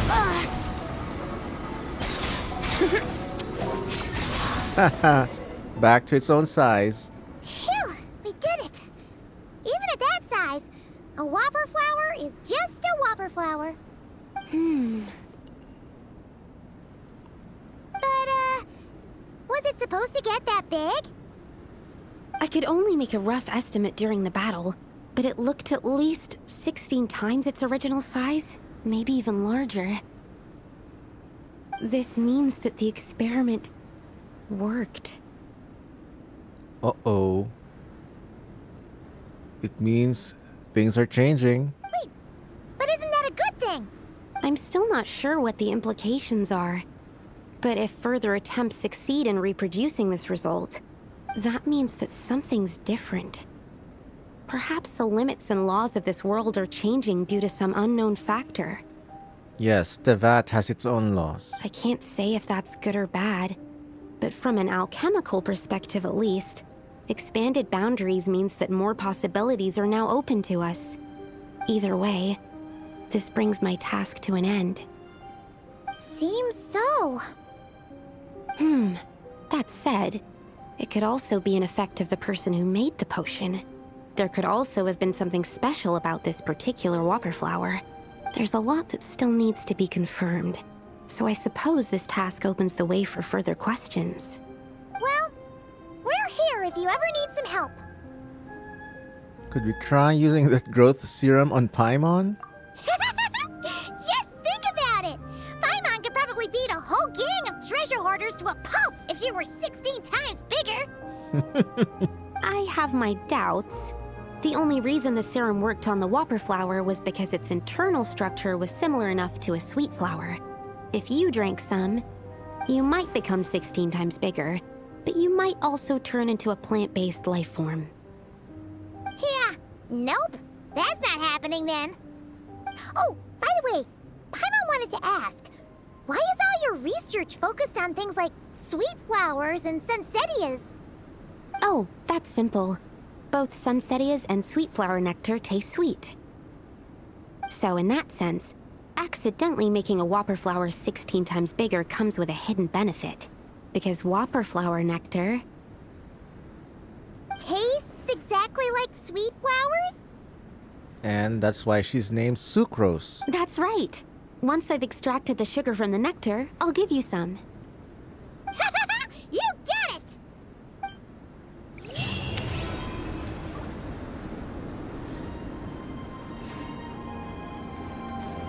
That is pretty straightforward. I think out of all these 4 quests that I've done available to me, Fischl's my favorite. Fischl's quest is the GOAT, followed by Venti, Mona, and then Sucrose. Man, they really cooked with Fischl's quest. And deservingly so, because she has very little presence in the stories. So yeah, this is much appreciated. And yep, next on the docket will be Durin and Razor once I level these boys. And I already plan to pull C0 Albedo and C0 Klee once they rerun, potentially in the next Mondstadt Chronicled Wish banner. Because I'm on a collection spree now. I want to collect everyone here. All of them. Not all of them will have constellations, of course. But I want to complete and fill up the blank spaces. The world is full of lost ballads just waiting to be rediscovered. Sure, Venti.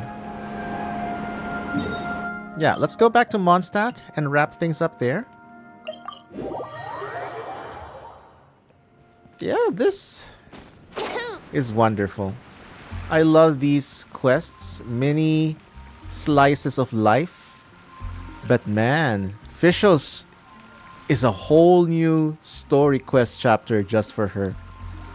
And I appreciate that. Venti's is almost like a story quest chapter, but I think it's more like a snippet of a chapter than a full-on chapter, because there's not much plot moving forward. But Fischl's, man, Fischl's backstory and Oz's backstory was expanded even more. I truly appreciate that. And let's bring all of them here. The threads of your fate lie in my hands. And now I have a bigger appreciation for the princessin. Witch's homework for Durin. The last missing piece to unlock his full power. Let's see what surprise awaits us. Who will we meet? I am very curious. Let's go.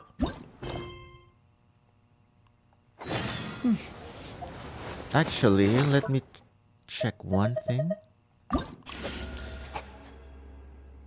Inside the witch's dictionary, you discover an unusual message that must be delivered to Durin.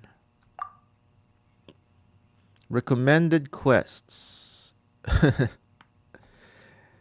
It says we must do his story quest, but it takes 5 calendar days. So we'll just ignore that. I do what I want, John Hoyo.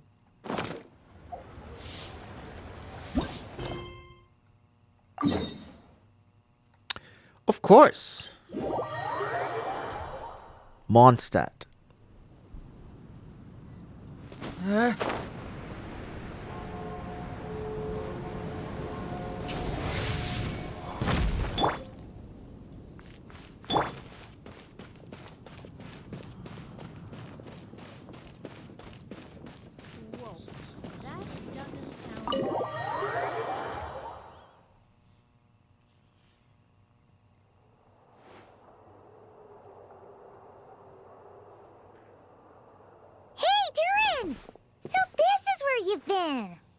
Oh, Traveler, Paimon. What are you doing here? The real question is, what are you doing cooped up in here reading a book? The weather's nice out there, you know. Oh, well, ever since I've had more chances to interact with the people of Mondstadt, I've been having trouble telling when people are joking.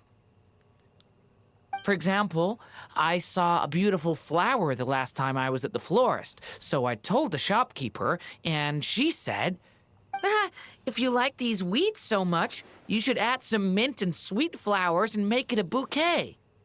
So I did as she said, and when I showed her the finished bouquet, she gave me a frankly terrifying look. What?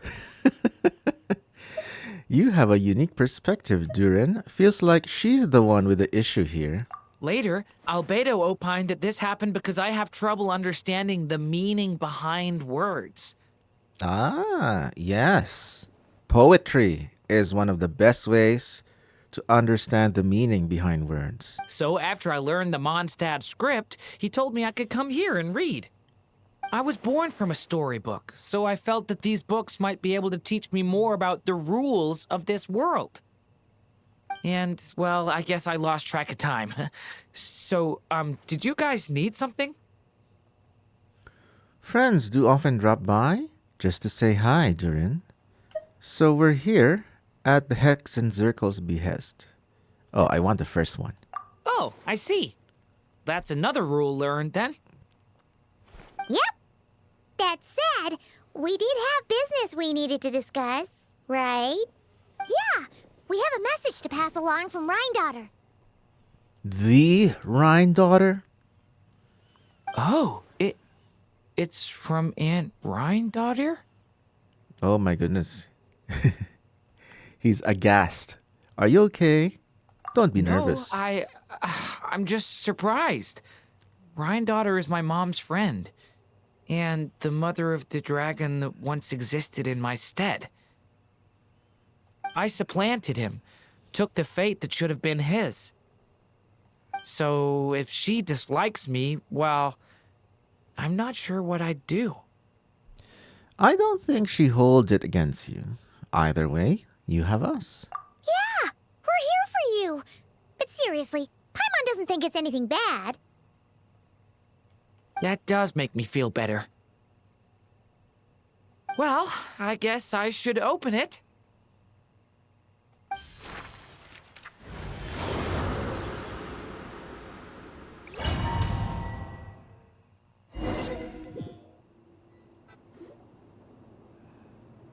Oh, Where are we?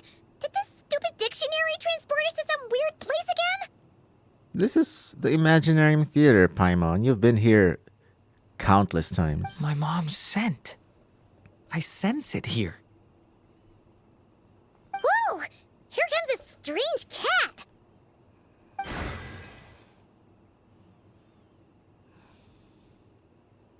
Hello.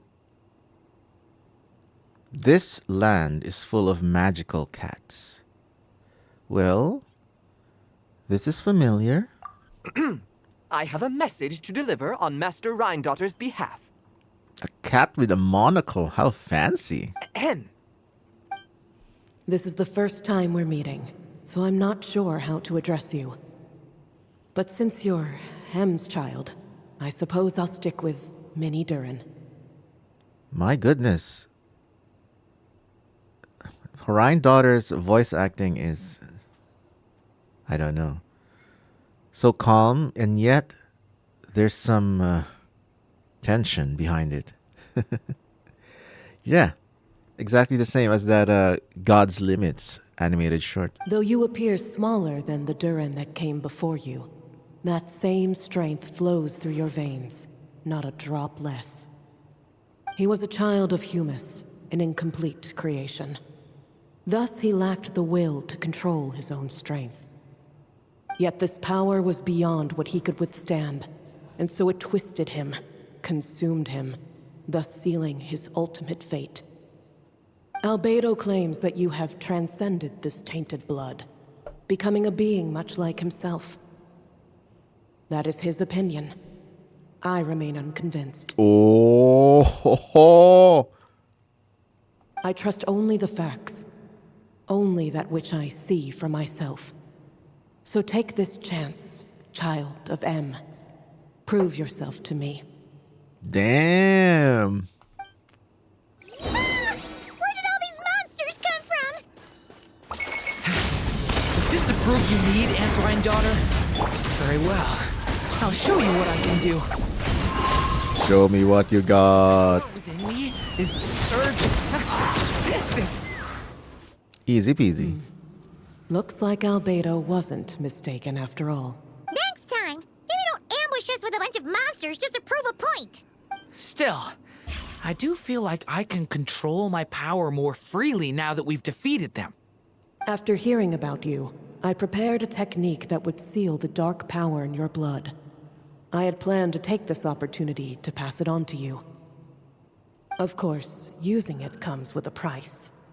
While it would maintain your existence in Teyvat, it would also weaken your connection to this world. And you are M's child, when all is said and done. How could I allow that uncontrolled power to send you down the same path as the child who came before you? But seeing you now, it appears my concerns were misplaced. M was a terrific mother, and a far more capable one than I. Well, at least you know.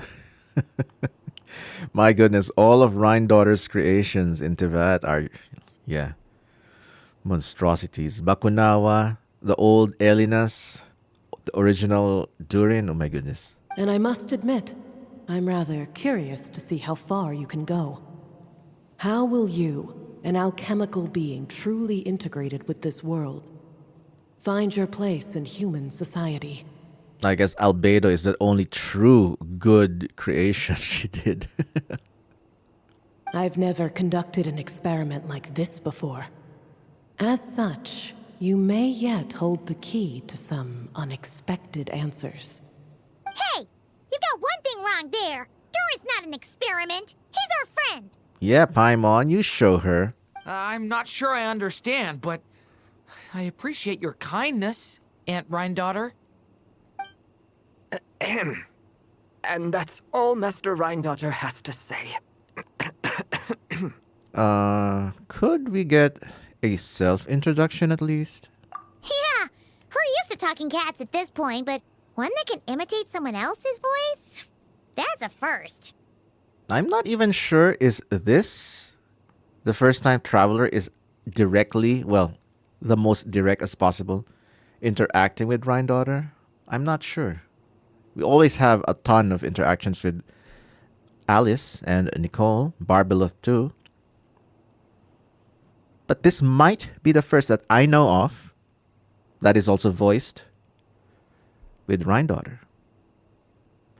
I don't see how that's important, but if you must know, I am Sebas, a simple butler. Sebas? Short for Sebastian? You're friends of Albedo, yes? Strictly speaking, I am his elder. So make no mistake, I am no ordinary cat. Albedo's foster brother, maybe? In fact, from a biological standpoint, I am no cat at all, but rather an alchemical being. You wouldn't consider yourself a specter simply because you float in the air like one, surely. A specter? What are you trying to say, mister? Oh, I know. Sabaz is implying that you are... Maybe don't finish that thought, Durin. What thought? Hey! Oh, and considering how Master Rhine-daughter's message ended, I suppose this technique is useless now. I'll just destroy it. Few and far between are the people that can make her reconsider. Quite the impressive feat, young man. With that done, I'll be going now. I have another message to pass along. Perhaps we'll meet again sometime. A courier cat. Oh. Short and sweet, I guess. It was just like... Yeah, we want you to use Durin right away. Go crazy. But yeah, I guess that's all the witch's homework that I am able to do in my account for now. It's time to do Varka's witch's homework.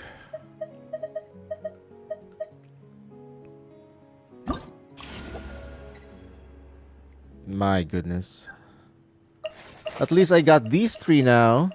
I mean, I've always had Razor, but now Klee and Albedo too.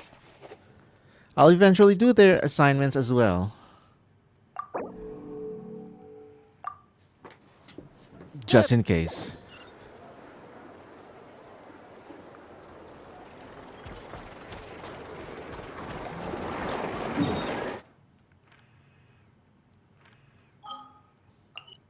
Mondstadt, of course.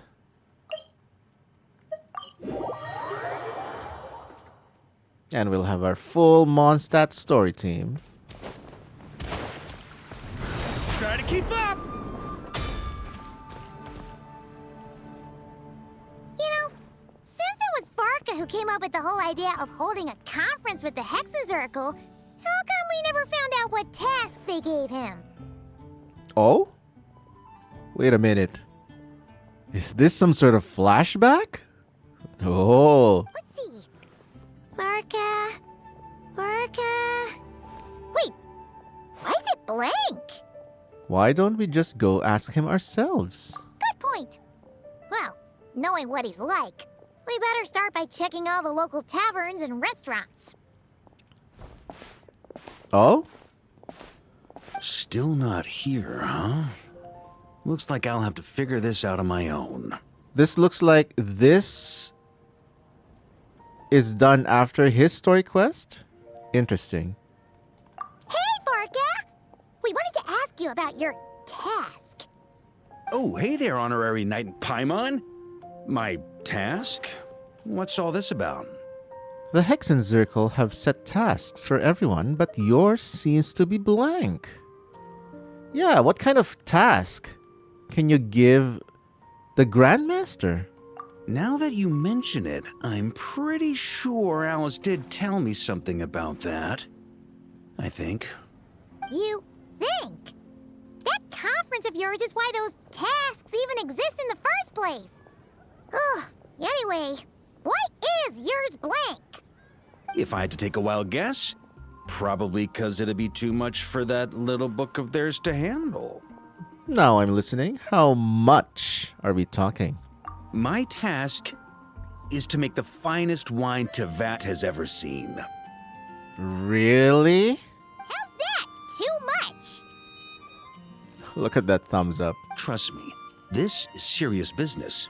See this new scar on my arm? That's what it cost me just to get my hands on the recipe.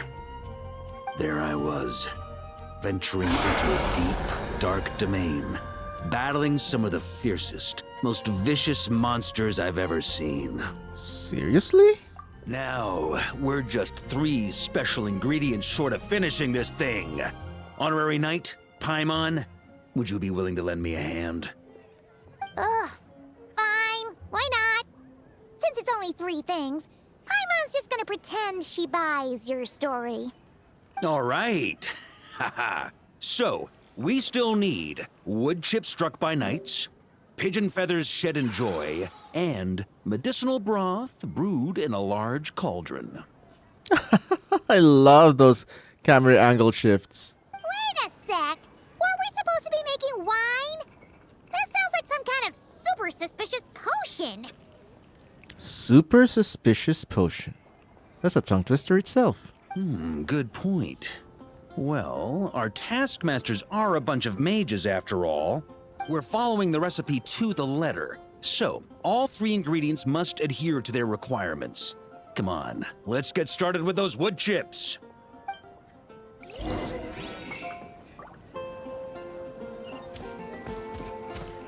Oh, maybe we're gonna use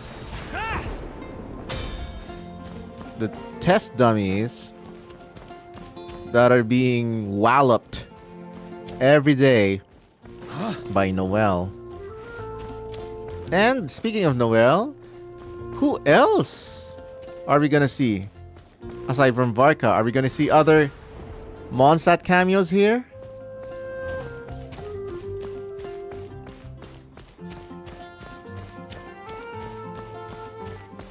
Oh, it's just her. So, this is where we'll be getting those wood chips struck by knights, huh? Grandmaster! Honorary Knight! Are you here to train as well? My goodness, Ellen, you still haven't upgraded your outfit. Is she ever gonna be playable, I wonder? Probably not. Well, maybe not in a traditional sense, but we're here to pursue a goal, so I guess that counts too.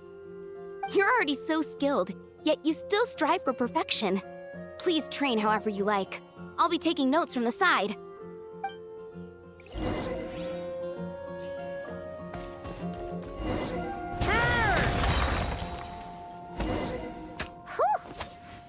Paimon had no idea the Knights of Favonius had training dummies this huge. My father made this a special collector's edition. I'm sure it'll prove worthy of your skills. Haha! Then let's give it a shot.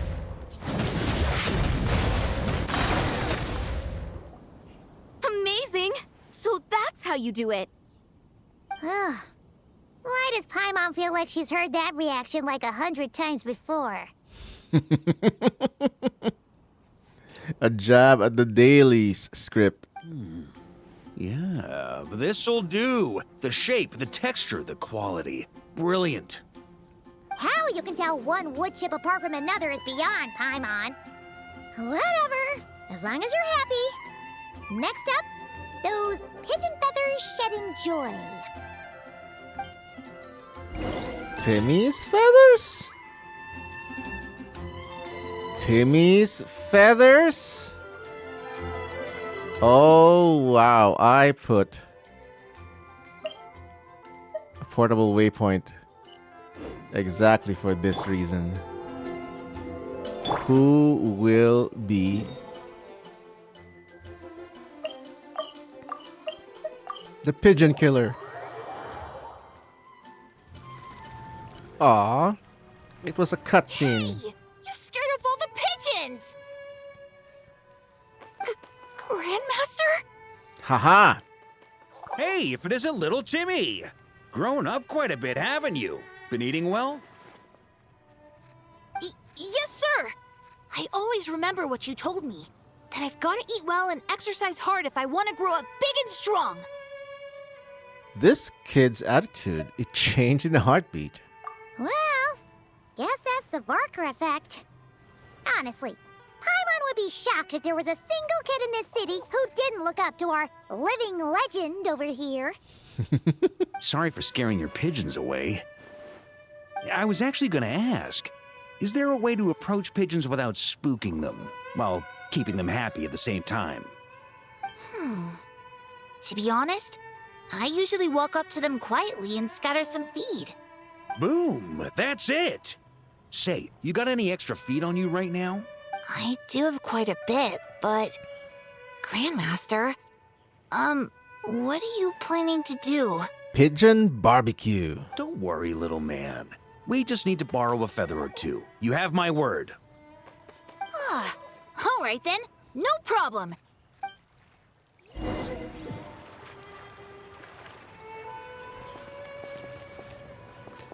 This is like Mondstadt Daily with extra steps. Okay, let's run Varka style. Try to keep up!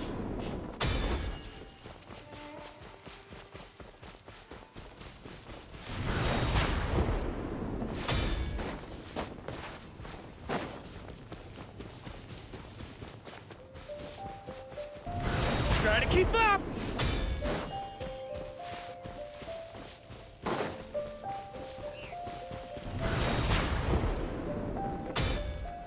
In style. Looks like we've got ourselves some pigeon tracks. Let's wait here. When they appear, walk up to them quietly and scatter the feed. But make sure not to hurt them. Ready?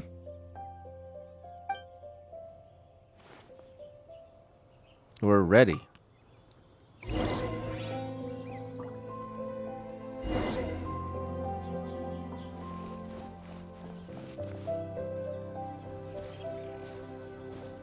Hey, you scared them away. Guess we'll have to wait for them to come back now. Oh, forced stealth again. The only time they allow us to kneel.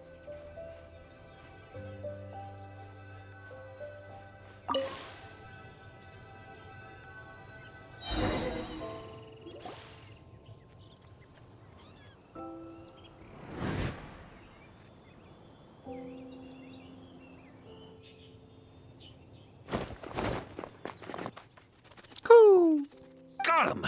The feathers are in the bag. I repeat, the feathers are in the bag. Right on. Finally! This task really is harder than Paimon thought. Just one more ingredient to go. Medicinal broth brewed in a large cauldron. That's gotta be in Dada Upa Gorge. My goodness, we're visiting Mondstadt's greatest hits. Especially during 1.0. I'll head over there right away. Follow whenever you can, all right? Racing? Oh, wow. Hey, wait a... Jeez.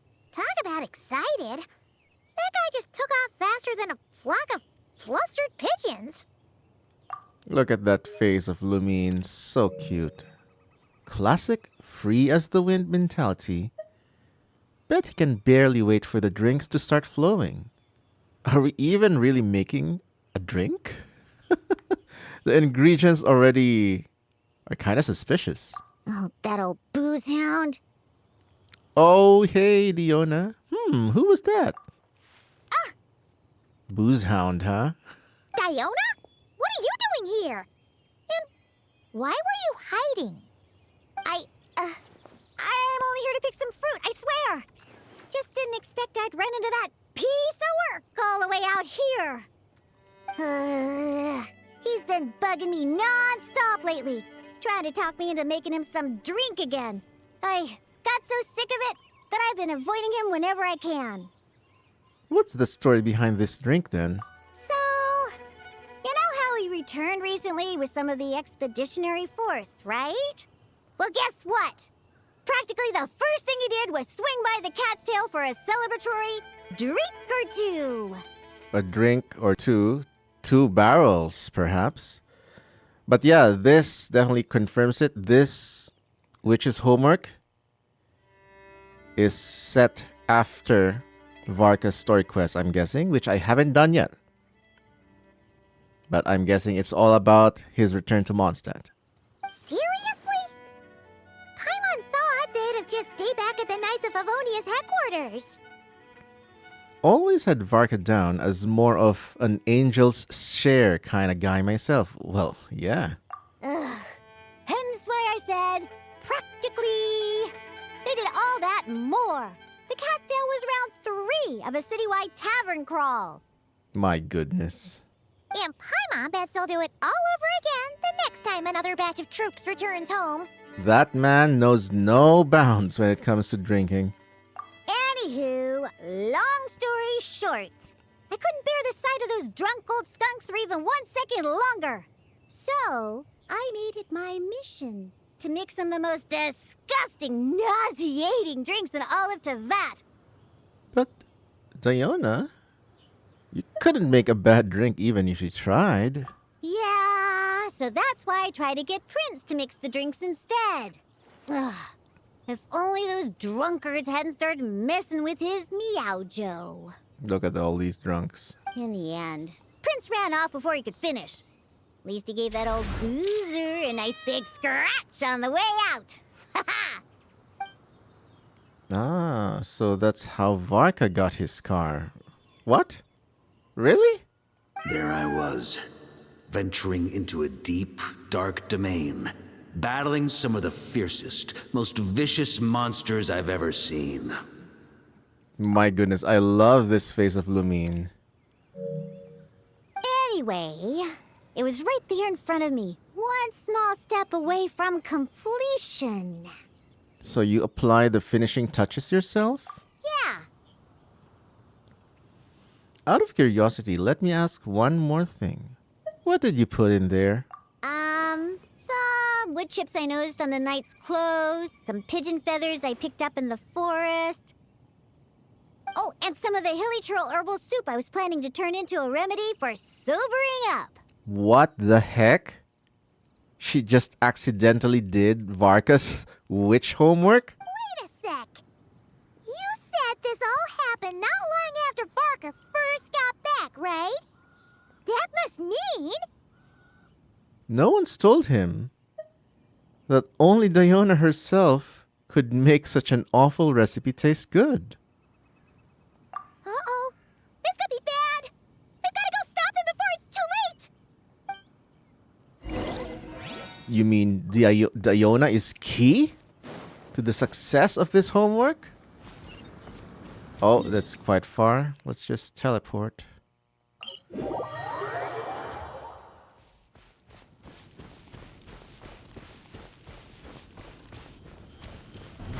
Try to keep up! Oh, Spider-Man.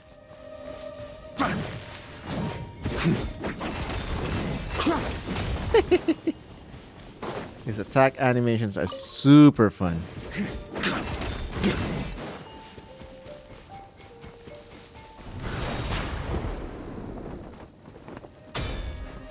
No fall damage, huh? Maybe for a few seconds.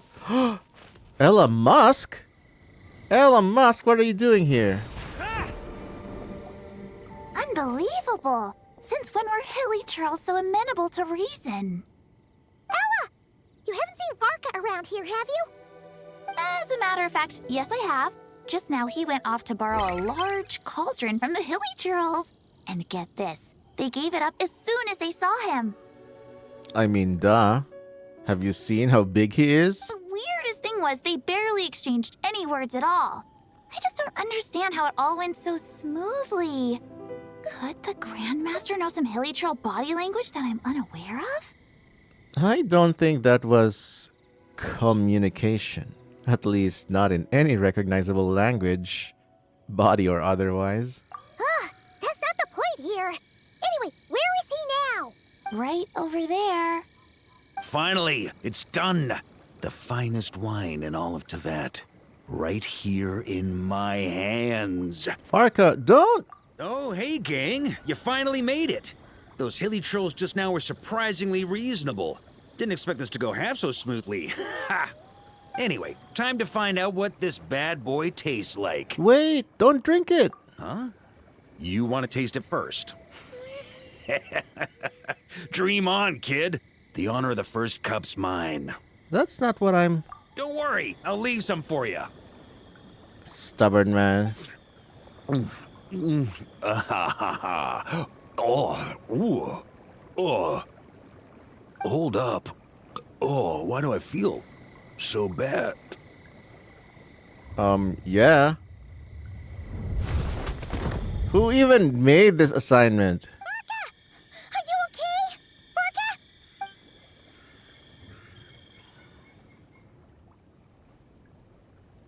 Grandmaster. Come on, dude. Get hold of yourself. It's rare to see the usage of the word dude by the traveler. Come on! You didn't defeat a god just to fight the dust here!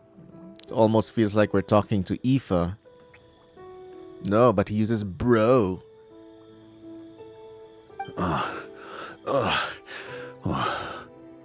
For a moment there, I could have sworn I saw all the previous Knights of Berea standing right here in front of me. I don't know if I should chew you out for ending up like this, or marvel that you're still standing at all. Ooh, either way, I need a moment to digest it all. Oh, both the drink and the lesson too. Ew. You give Varka the rundown on Diona's infallible knack. So the missing ingredient was actually the Spring Fairy's blessing. Never would have guessed. Who is the Spring Fairy? Diona? Hey! Don't you act all innocent! You still owe us one for trying to pull the wool over our eyes! Sorry. Truth is, though, I genuinely believed it would work. And I was even planning to come clean over a drink or two afterwards anyway. But I guess you probably don't want to drink it anymore, do you? Not sure if I've got that kind of courage. Well, guess I owe you one. How about this? I'll treat you to a meal at the Good Hunter once we're back. Well, as long as there's steak. No, that's more like it. You're way too easy to bribe. Oh, come on! You saw what a state he was in after he downed that cup. I'm not sure he's learned his lesson. Guess I have no one to blame but myself, huh? Anyway, back to the subject of your task. Why is it blank? Well, I was gonna save that story for the tavern, but I guess the open air will have to do. Oh, beautiful sky. So, you're giving tasks to everyone in Mondstadt, huh? Interesting idea. Do I get one too? There's definitely a flashback. It feels like they're speaking over transistor radios. Well, if you really must know, yours was to change the fate reflected in the scryglass. But you already did that quite some time ago. The moment you decided to set off on your expedition, to be precise.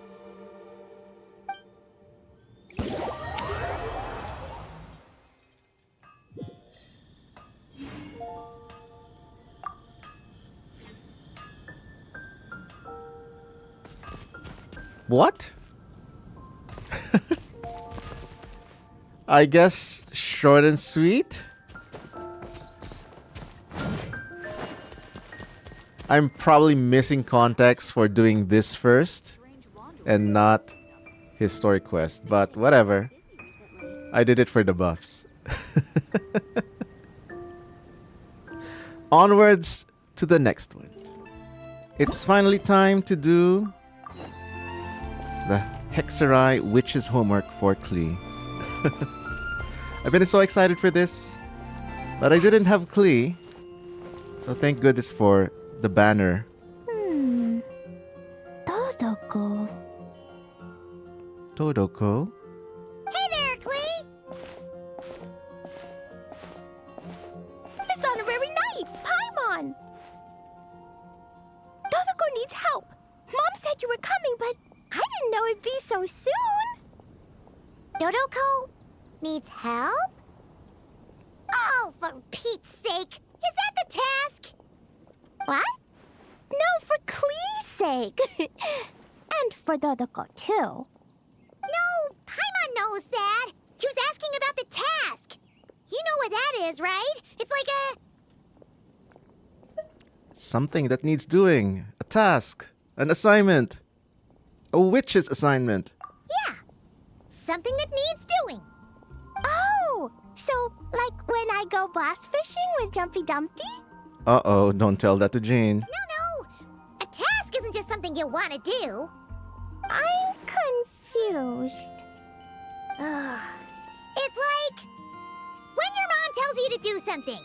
That's a task. Oh, thanks, Paimon. That kind of makes more sense, although not really. Anyway, let's go help Dodoko now. Hold on. What kind of help does Dodoko need? Oh, right.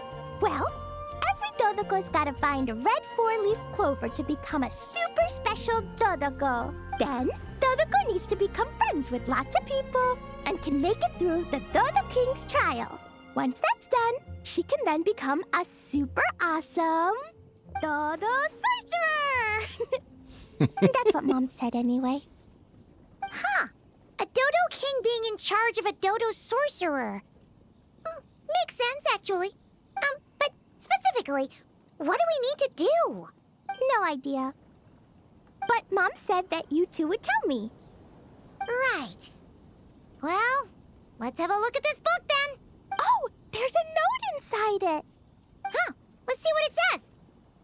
At the first stage of the trial, Dodoko arrived in a forest of whispering leaves. There, past layer upon layer of hurdles, a secret lay buried, waiting to be uncovered. Seems like part of a story about Dodoko. Oh, I know where that forest is. It's where I go to blast... where I go to play a lot. Yes. Blast what? Blast fishing. Come on, everyone. Follow me. All right, let's go. Oh my goodness, what a cute post this is.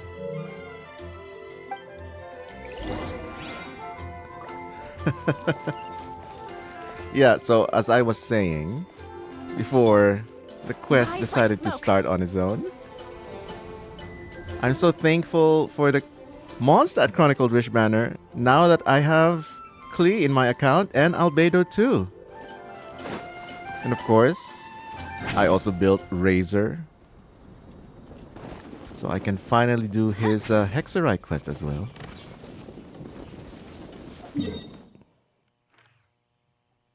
Oh, it's just over here.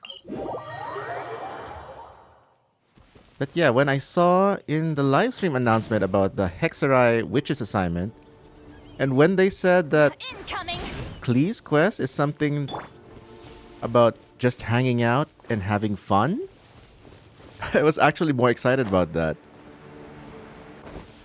I like it when Genshin just does casual story stuff. Not everything has to be about a world-ending event, you know?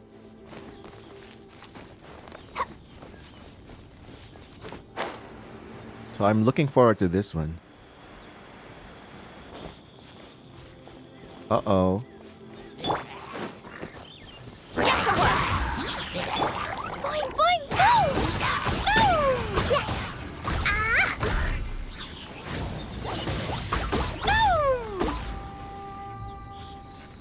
What's with all the weird stuff around here? And why are there so many hilichurls? Huh. Maybe the hilichurls brought it all here. Oh, I bet this is where we find the turtles. Turtles? What turtles? Close, but the note said hurdles, not turtles. Oh, now it makes sense. And whatever we're looking for is supposed to be buried past all the hurdles. Are there any other clues around? Is there no dodo device that can help us out here? Nope. What should we do then? Mom says the best thing to do when you run into a problem is to try and fix it. Then let us be rid of these turtles. I mean, hurdles. Yeah!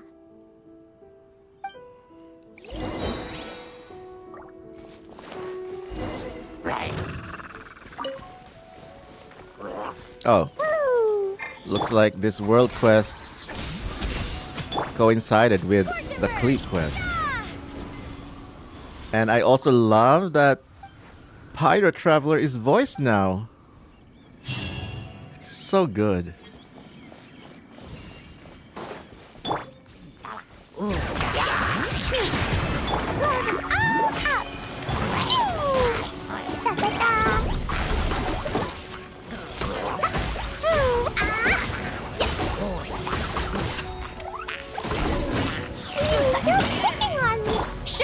mercy! Suffer the wrath of... Bring it! Clean the turtles. Okay. I just saw that quest. That quest text.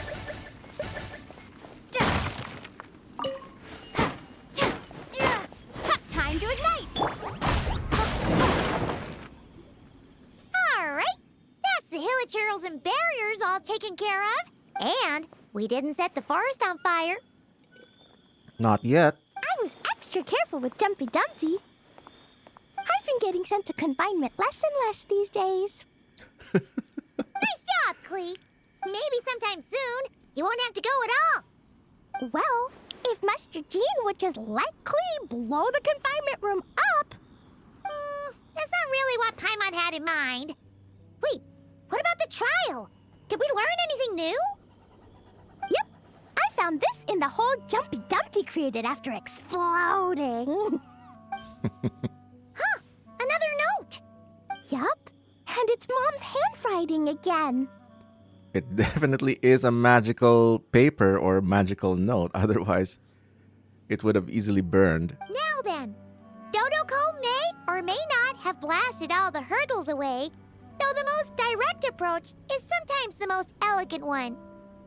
Either way, thus did Dodoko make it to the second stage of the trial, which, coincidentally, was also the final stage. Even the most energetic of children need to pace themselves after all. So, Dodoko proceeded to the banks of a lake of fallen stars, passed the final trial, and obtained her reward. But could things really be that simple? Huh. It's never simple. Lake of fallen stars. That must be Starfell Lake! Especially with Alice involved, never is simple. Let's go see what we can find! Alright! Paimon's super curious about what this reward's gonna be. Fingers crossed for some kind of awesome treasure!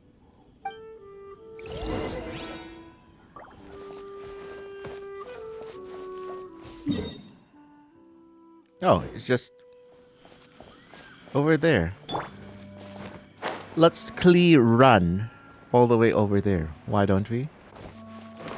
Yeah! I call it Klee run, not Naruto run.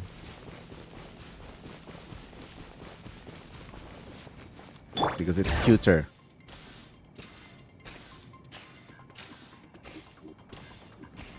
Yep. There we go.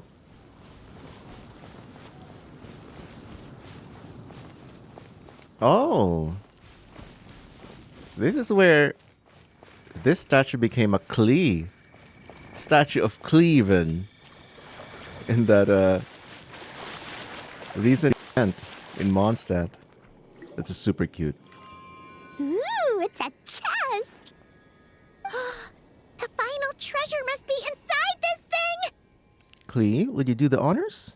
You got it! Me and Dodoko will get it open, no problem. Uh-oh. Whoa, wait a second! Monsters incoming! Guess it's not going to be that simple after all. Told ya.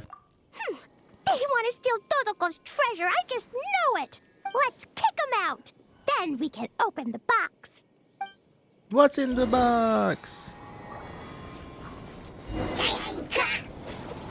Why did I build my Klee if you're just gonna give me a trial Klee? Uh-oh.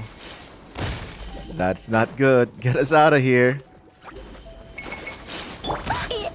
Oh no!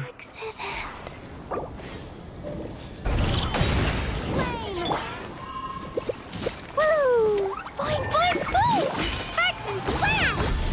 Yahoo! Woohoo!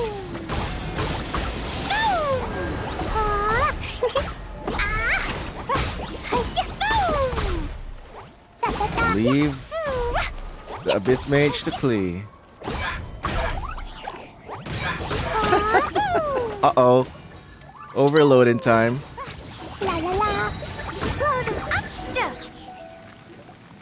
Phew! That's that! The note implied things wouldn't be that people. Guess it was because of those monsters. But that means we passed the trial! Yep! Now then, let's check out what's in this box! Oh, it's... Wait! A witch hat! A tiny hat? For Dodoko? Dodoco! In the Dodo clan, only the awesomest and bestest Dodocos in the land can earn the acknowledgement of the Dodo King. Their job is to help out and protect all the other Dodocos so the Dodo King gives them a special hat. That way, the other Dodocos will recognize them and know who they can go to for help. Oh, so now your Dodoko is one of these special Dodocos with a hat. Exactly. The hat makes Dodoko a Dodo sorcerer now. She can use special spark magic to help even more people. Klee? Uh-oh. Uh-oh. The Knights have informed me about explosions being heard from the forest outside the city. Miss Honorary Knight, Paimon, a little help, please.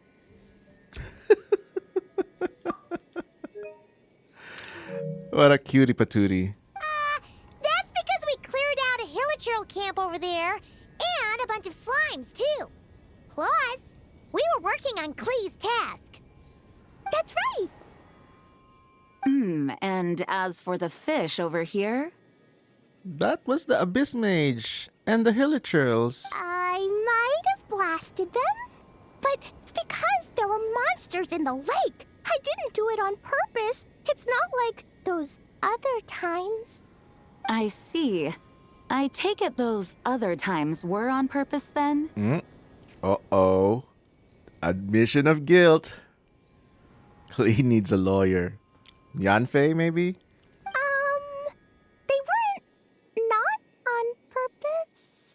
Uh-oh. I noticed the destroyed camp on the way here, and I saw the monsters fleeing along the shore of Starfell Lake. Am I correct in assuming that's all the damage, Traveler? The rest was Paimon's doing. Yeah, you know Paimon. Clearing out monsters with a single punch. Ha! She's just awesome like that. Klee. Come with me. Let's head back. Oh, is it confinement for Klee again? Aww. Come on, Jean. The Traveler vouched for her. Surely you must believe the honorary knight? Well, the Traveler's vouching for you, so I suppose your punishment will just have to be a meal at the Good Hunter. What? That's a total 360. You've been out and about all day. I'm sure you must be hungry. You're the best, Master Jean. Aww. You two are more than welcome to join as well. Ha-ha! Awesome! Paimon's been craving some sweet madame.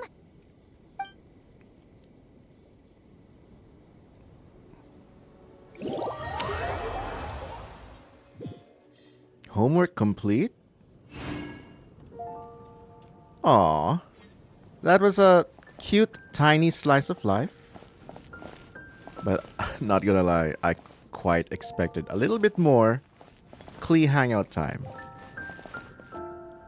Which means, so far, the best Hexerai assignment quest is still Fischl's. And I stand by that opinion. Alright, it's Albedo's Witch's Homework time.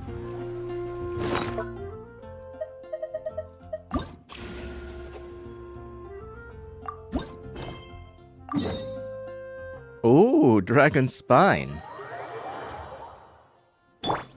We're bound to have some nostalgia over here.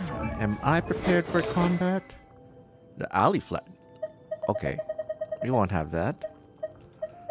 Let's just give him something.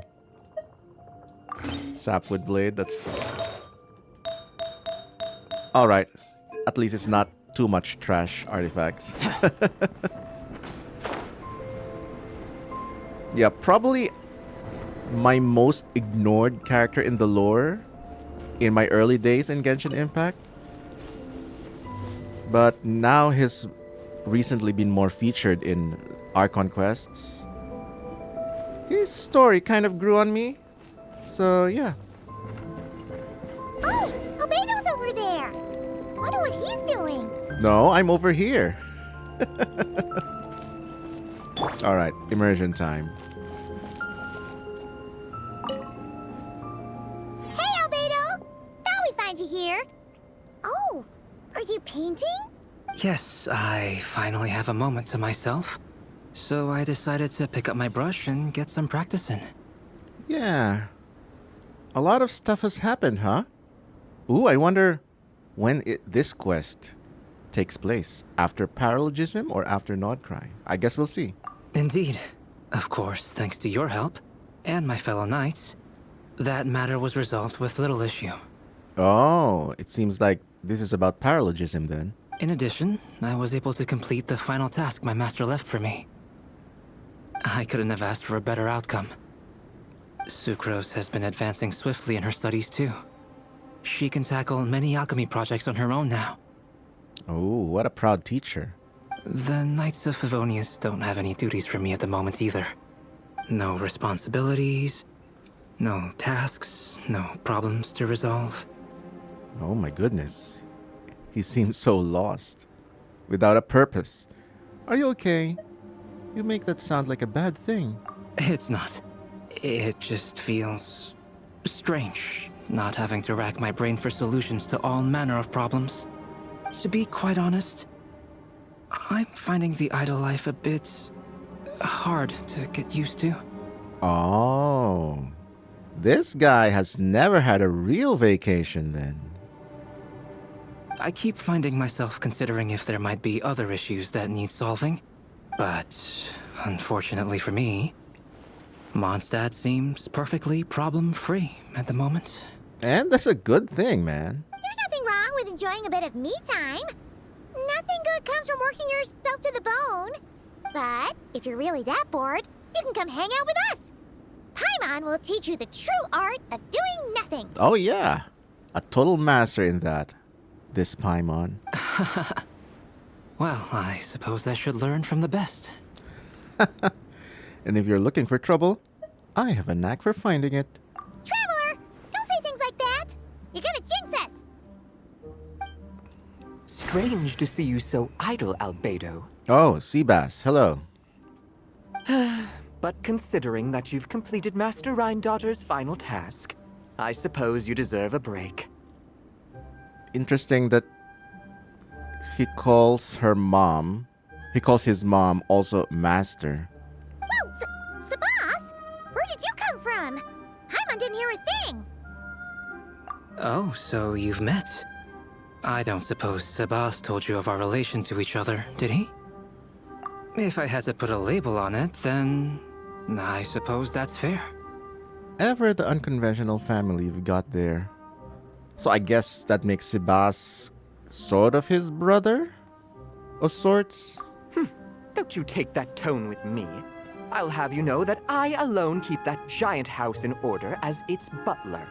And yes, that has meant dealing with the assorted collection of vials and jars that you and Master use, washing them, drying them, all that work done by one cat. One magical cat. Wait, you're a butler? How does that work? How do you handle vials and stuff without, you know, thumbs? Magic, duh. Tevat has its own laws. How do you stay afloat in midair? Huh? It's just something Paimon's always known how to do. Yeah, I guess if you're born with a special ability all your life, it's not special to you. And you just don't question how you're able to do it. Housekeeping is the same for me. Such facts are not up for question, and shall receive no answers. Hey! You're not allowed to say the same answer that Paimon said! This cat belongs to Rhindaughter, Paimon. Might be best if you... Ugh, sure. But don't expect Paimon to listen to his rambling. Allow me to get to the point, then. I'm here at Master Rhindaughter's request. She has a message for me to pass along. Ahem. Dearest Albedo, in regard to that task I set for you, your discovery of an answer that you can accept is most delightful. Alas, once a problem is solved, mulling it over in one's head loses all meaning. I'm sure the pendulum in your ever-whirring mind is swinging toward boredom as we speak. Might I suggest posing questions of your own, then? Cast the answers you know aside. Instead, embrace the questions you don't. After all, questions have always been more interesting than answers, and much better for passing the time. I look forward to what questions you'll bring me upon our next meeting. Implying that they have regular meetings. Interesting. I always thought that they interact distantly, or maybe that's the extent of their meetings. Distant messages. And should you come up with ones even I've never considered, all the better. It's unlikely, of course, but do your best. And who knows? If you're lucky, you might just surprise me. Oh, and don't attempt to create a self whose sole purpose is to pose or ponder questions. I've tried it, and it doesn't work. Uh-oh. And where did you ditch that creation? Is that running amok in Tevat as well? Like the Bakunawa or, remnants of Elinas? Lastly, I sent Sabas with a gift for you. Do keep it well, all right? Ah, and no need to feed him. He doesn't get hungry. As you instruct, Master. Master had quite a bit to say, I see. That really took a lot out of me. In any case, you have your message. Why you insist on staying in a place like this is beyond me. Couldn't you have stayed in Mondstadt like that other fellow? That other fellow must be talking about Durin. But I digress. I shall be on my way. If I stay here a second longer, my tail might turn into an icicle. Your gift from Master Rhindaughter is on the table. Use it well.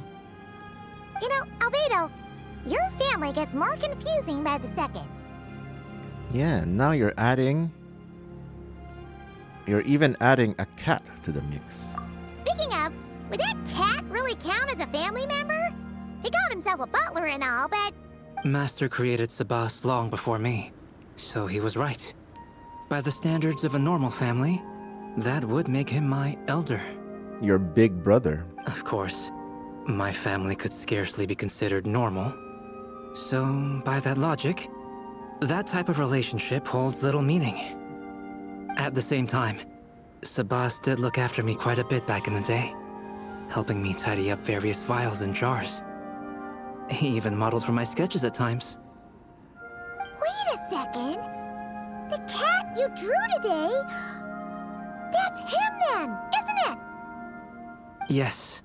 Whenever I need to think, I turn to drawing, and let my subconscious take over. It always helps me sort my thoughts out.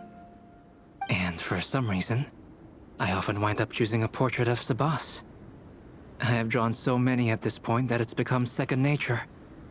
Thus, this leaves my mind free to consider other things. Now that you mention it, we've seen you draw a cat before. Yeah, we thought it was just a random cat. Guess he was a way bigger deal than we thought. So Albedo's default drawing always is a cat? Because Sebas? Well, now you know his real name. I can tell you more stories about him sometime, if you like. But right now... The tree takes pride in its most perfect fruit. So complete, so flawless. But you, O Seed of Dreams, do not settle for being the king of a universe, confined to its flesh. I need to think.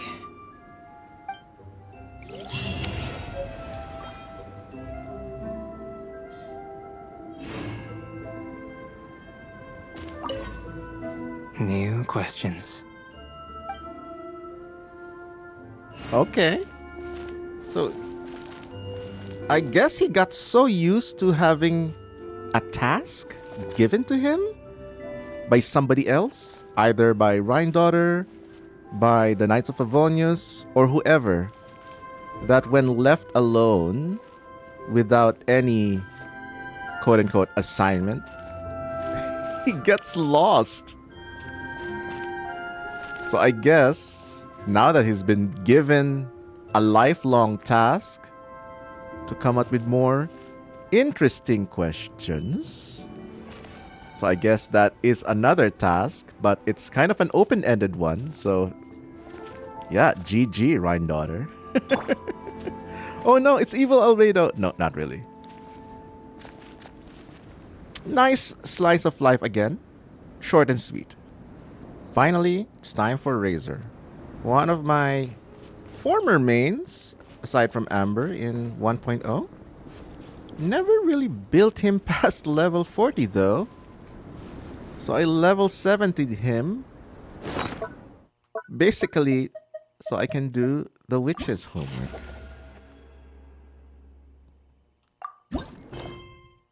With Lupical. Takes place in Wolfendom. Okay. Another classic location.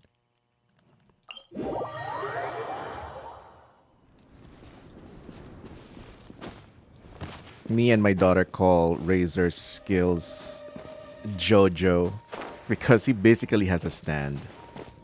A Lupical stand.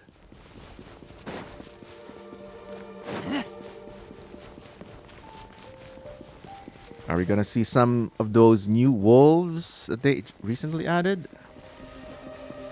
I think it's above the cliff though.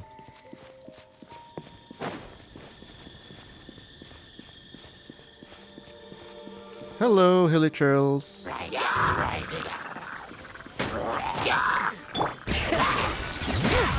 I kind of missed fighting with Razor, so let's have a bit of fun on the way to Wolvenden. Although I definitely forgot how to play as him.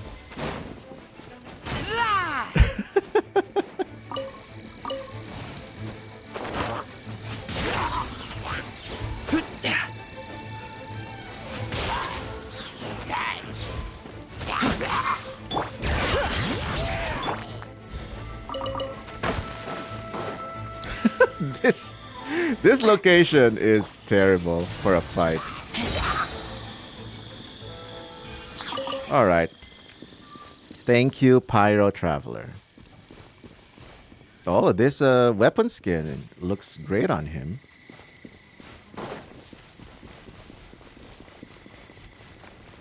Bring it! Thank you for healing us, C6 Chilonin.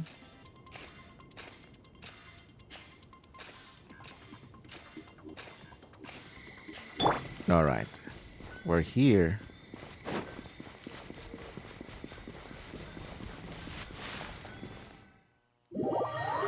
Oops. Hey! Special domain. Is that Razor over there with...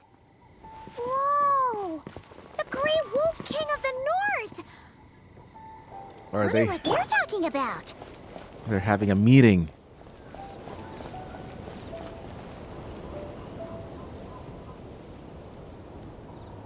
Razor!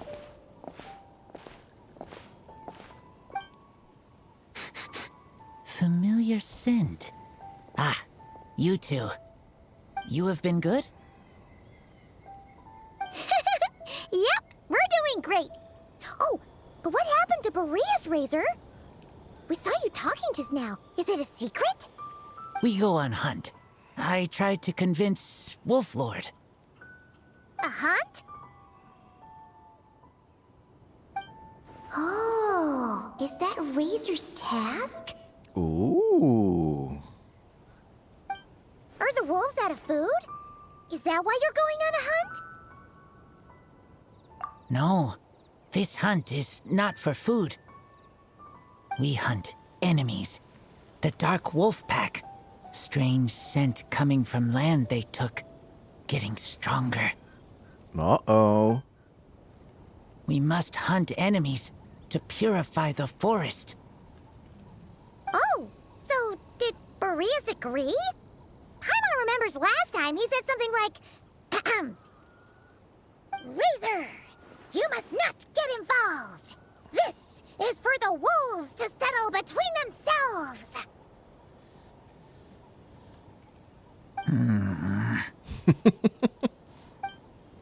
Oh, sorry, Razor. Paimon didn't mean to dig that up again. It's okay. I know Lupacall means no harm. Besides, teacher taught me how to talk to Wolf Lord. Lisa taught you how to talk to him? Oh, like she told you what to say? So that means you got him to agree then, right? Yes. Words were hard, but I did it. Totally relatable, Razor. So relatable. Especially if you speak two languages. I mean, I'm fluent in English, and my native language is Filipino, but I still struggle with English. Not gonna lie. Ha! So you actually managed to convince that giant, stubborn old fella. That's super impressive, Razor. Dark wolves are enemies of the whole world. Teacher said this is not wolf problem. This is world problem. And Wolf Lord agreed. Lisa teaching Razor. Diplomacy. I'm here for that. But because of that, other wolves won't join. This war is between me and Dark Wolf Pack. Then count us in too. Those awful rift hounds have been getting on our nerves for a while. Thank you. Help makes for easy hunt. Speaking of, how is this hunt gonna work? We set trap. Chase dark wolves here. Into trap. Then Wolf Lord pinned them down, and we finish hunt. Damn right. Tell me when ready. We start hunt. Let's do this. Come on! Let's clear them out in one go! Yes.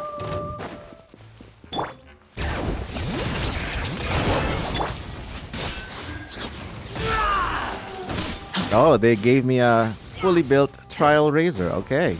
Thank you. This is mine is only level Get to work. Keep lolling. 70. Bring it.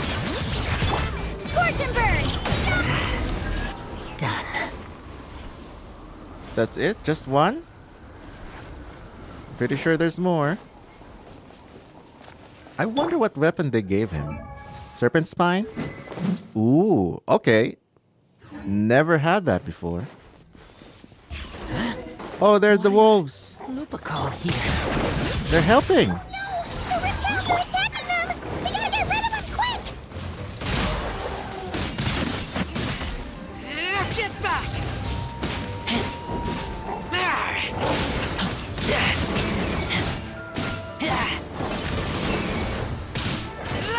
Yeah, the melding of physical and electro attacks is kind of interesting.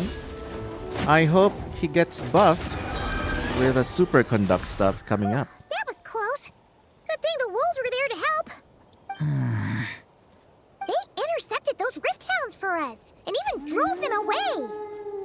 Ooh, there's an alpha. But this isn't wolf problem. You're doing this to help your Lupacall, right? Well, they want you to be safe too. Paimon bets they went to the Wolf King and said, "Listen here, this isn't just our Lupacall's problem. This is the world's problem." And then rushed over to help. Lupacall is Lupacall. I am human, but I do not need to be wolf to be Lupacall. I just want to help them. Well said, Razor. Because he knows your heart. You think so? Yeah, absolutely. Now, come on. Let's go kick some Rift Hound butt. Let's go, indeed.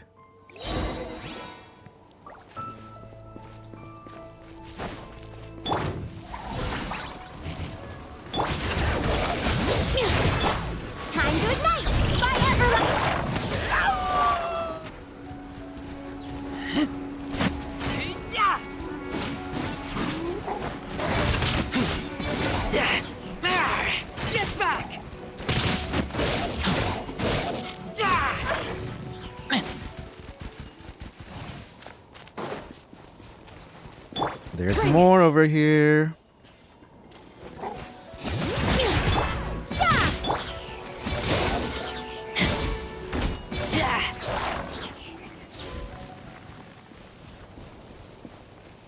Look! The rest of the Rift Hounds are just up ahead! Get ready! For Lupacol.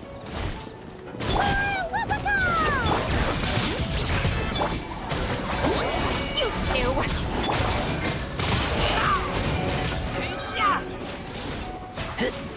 Come at me! Come at me! Get back!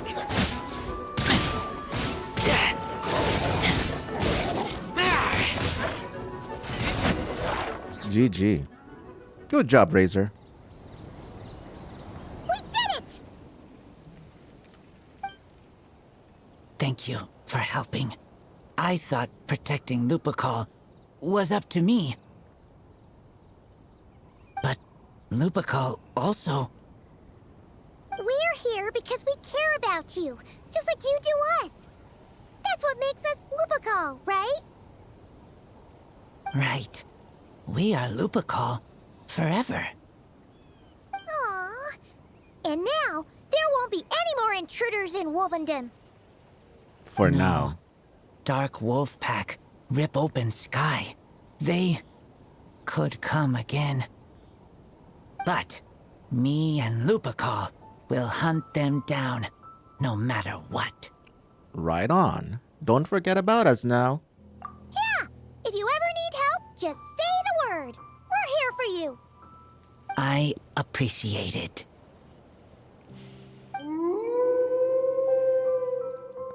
What does that mean? Lunchtime? Oh, look at that. There's Celestia over there. They call for me. Sounds like they want to make sure you're safe. Then I should go. Thank you for the help. Don't mention it. That's what Lupacol is for.